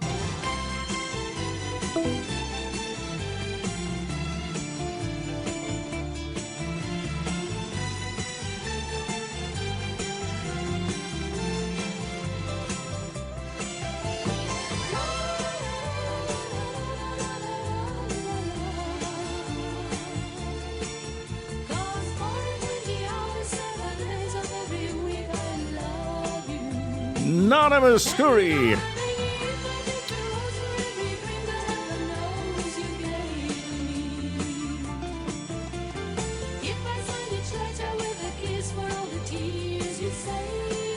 That was a pretty song, Jackie, thank you so much for coming in. How's Grant? Good, thank you. Good.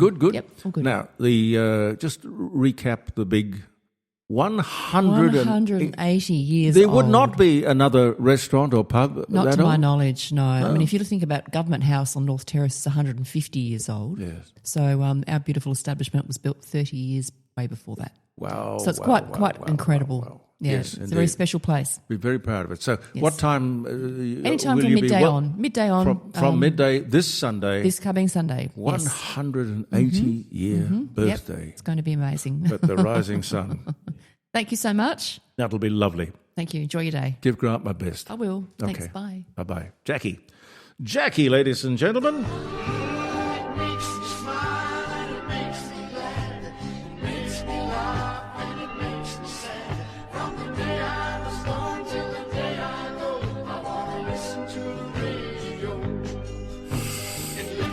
Up and it turns me on. It stays by my side till the night is gone.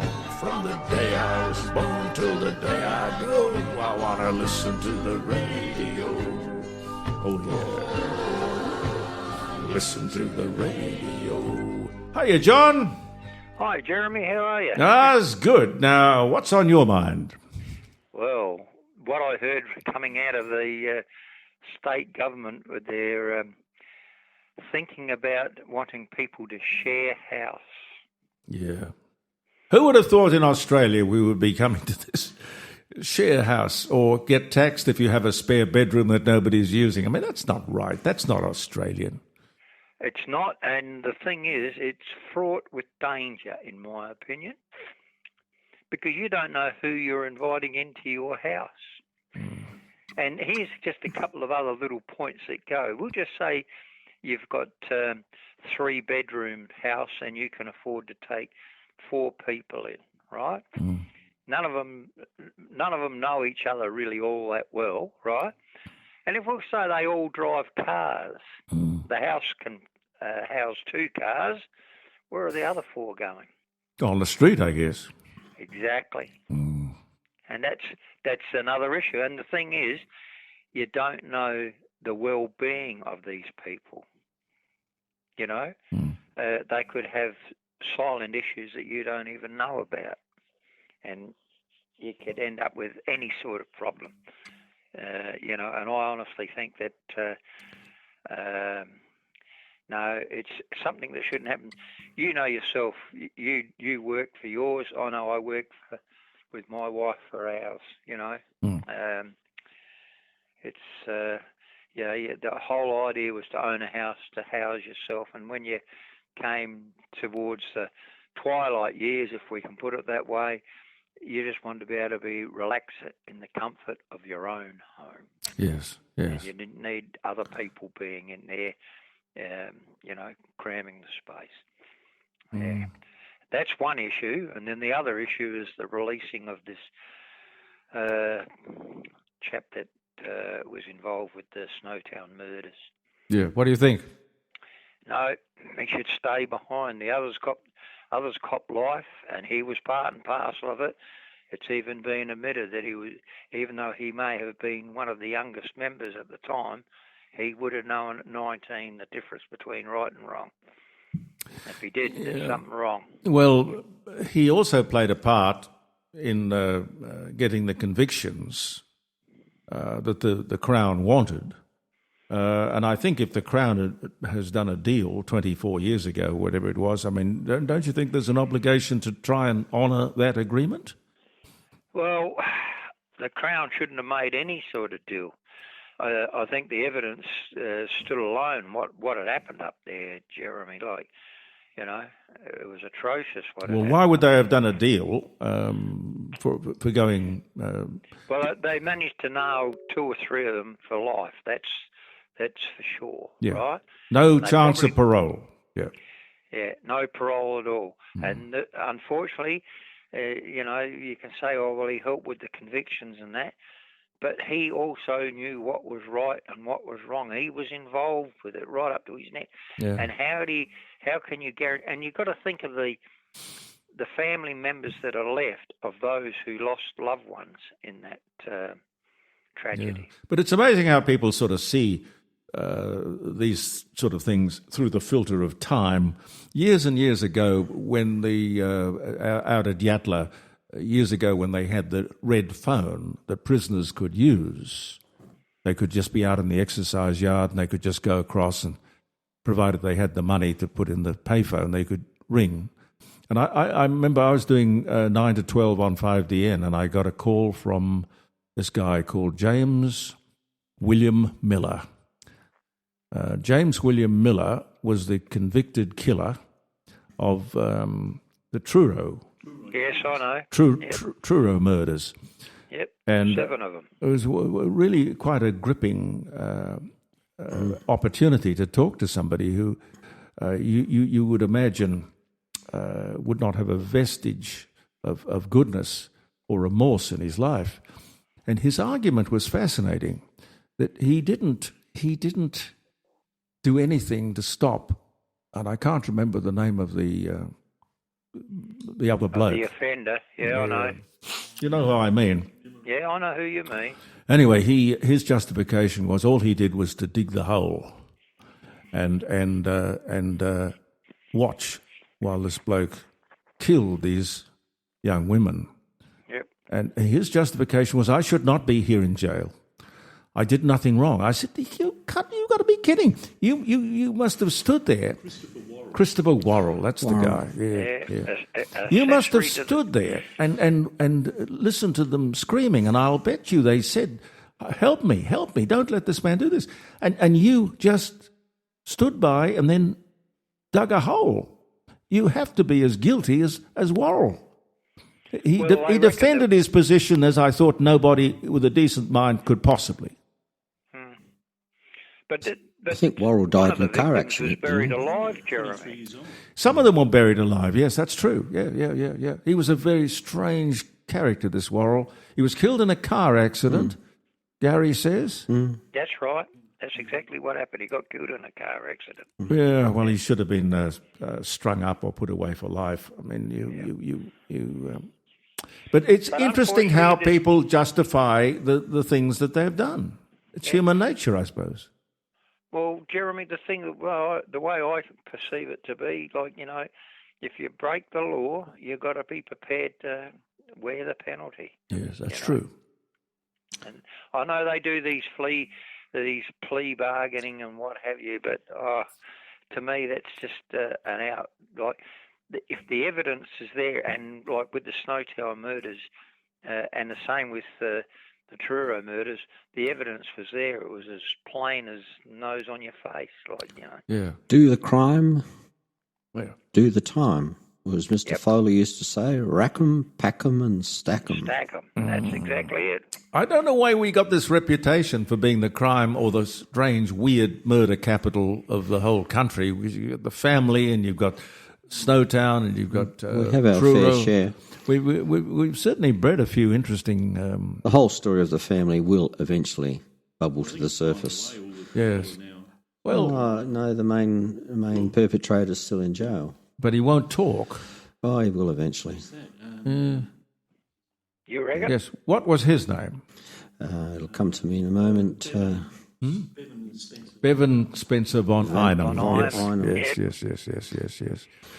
And the young man that stuffed the body into the refrigerator or freezer, whatever it is, on Green Hill Road. Yes. I actually taught that young man when I was a high school teacher. Taught him how to put bodies in freezers? No, I wasn't. I was trying to teach him how to draw, actually. Oh, well, Darren's... He was one of a twin. Never actually. run into another Darren in my life. Not that I ran into him, but Darren Stevenson...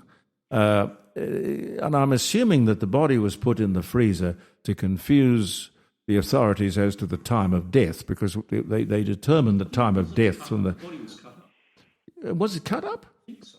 Oh, strange. This is a lovely way to finish the program, ladies and gentlemen. Hey, Jeremy, just one other thing. What about the chap that got 25 years in jail for supposedly murdering his fiancée, drowning her in the bath? Oh, yes. That was one of the Cheneys. Yes. Very famous Cheney family. Yeah, and he did time, and they proved that the coroner that they had at the time wasn't up to the task. But he was convinced that he had actually drowned the lady, and he hadn't, So, and he had to go by whatever the rules were, and he couldn't get out until there was a Channel 7 reporter that kept following the case. Yes, doggedly following the case. And I think there was a payout. I think the Very taxpayer... handsome $2 million payout. $2 million for that time We're in jail. still all working to pay that off, us taxpayers. Suppose we are. I mean, it's up to the courts not to get it wrong. Don't get it wrong. Yeah. Anyway. There was a degree of doubt there, and that, unless they can prove it beyond reasonable doubt, then whoever the accused is has got the law on their, should have the law on their side until they can prove it beyond reasonable doubt. Well, you look after yourself, John. Have a lovely weekend. Give my love to Pat. Yes, shall do. Okay. Thank you. Bye. Can't find a friend, you still got the radio. Singing with the radio. Can't find a friend, you still got the radio. The radio. Still got the radio. The radio. Listen to the radio.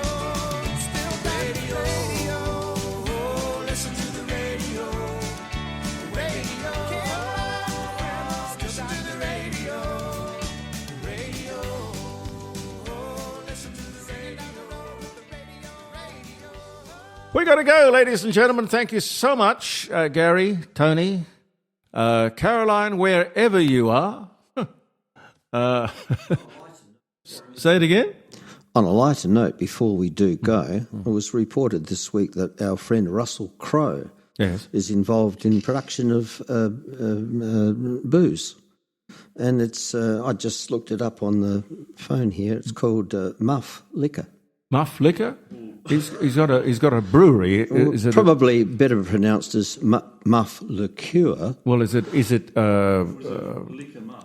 Yeah, well, I don't know. It's very, very much tongue in cheek, but it's.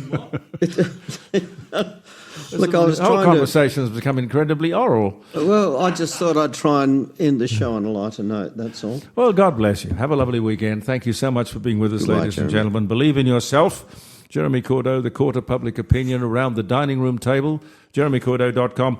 Back next Friday morning, ladies and gentlemen. We're together, right or wrong.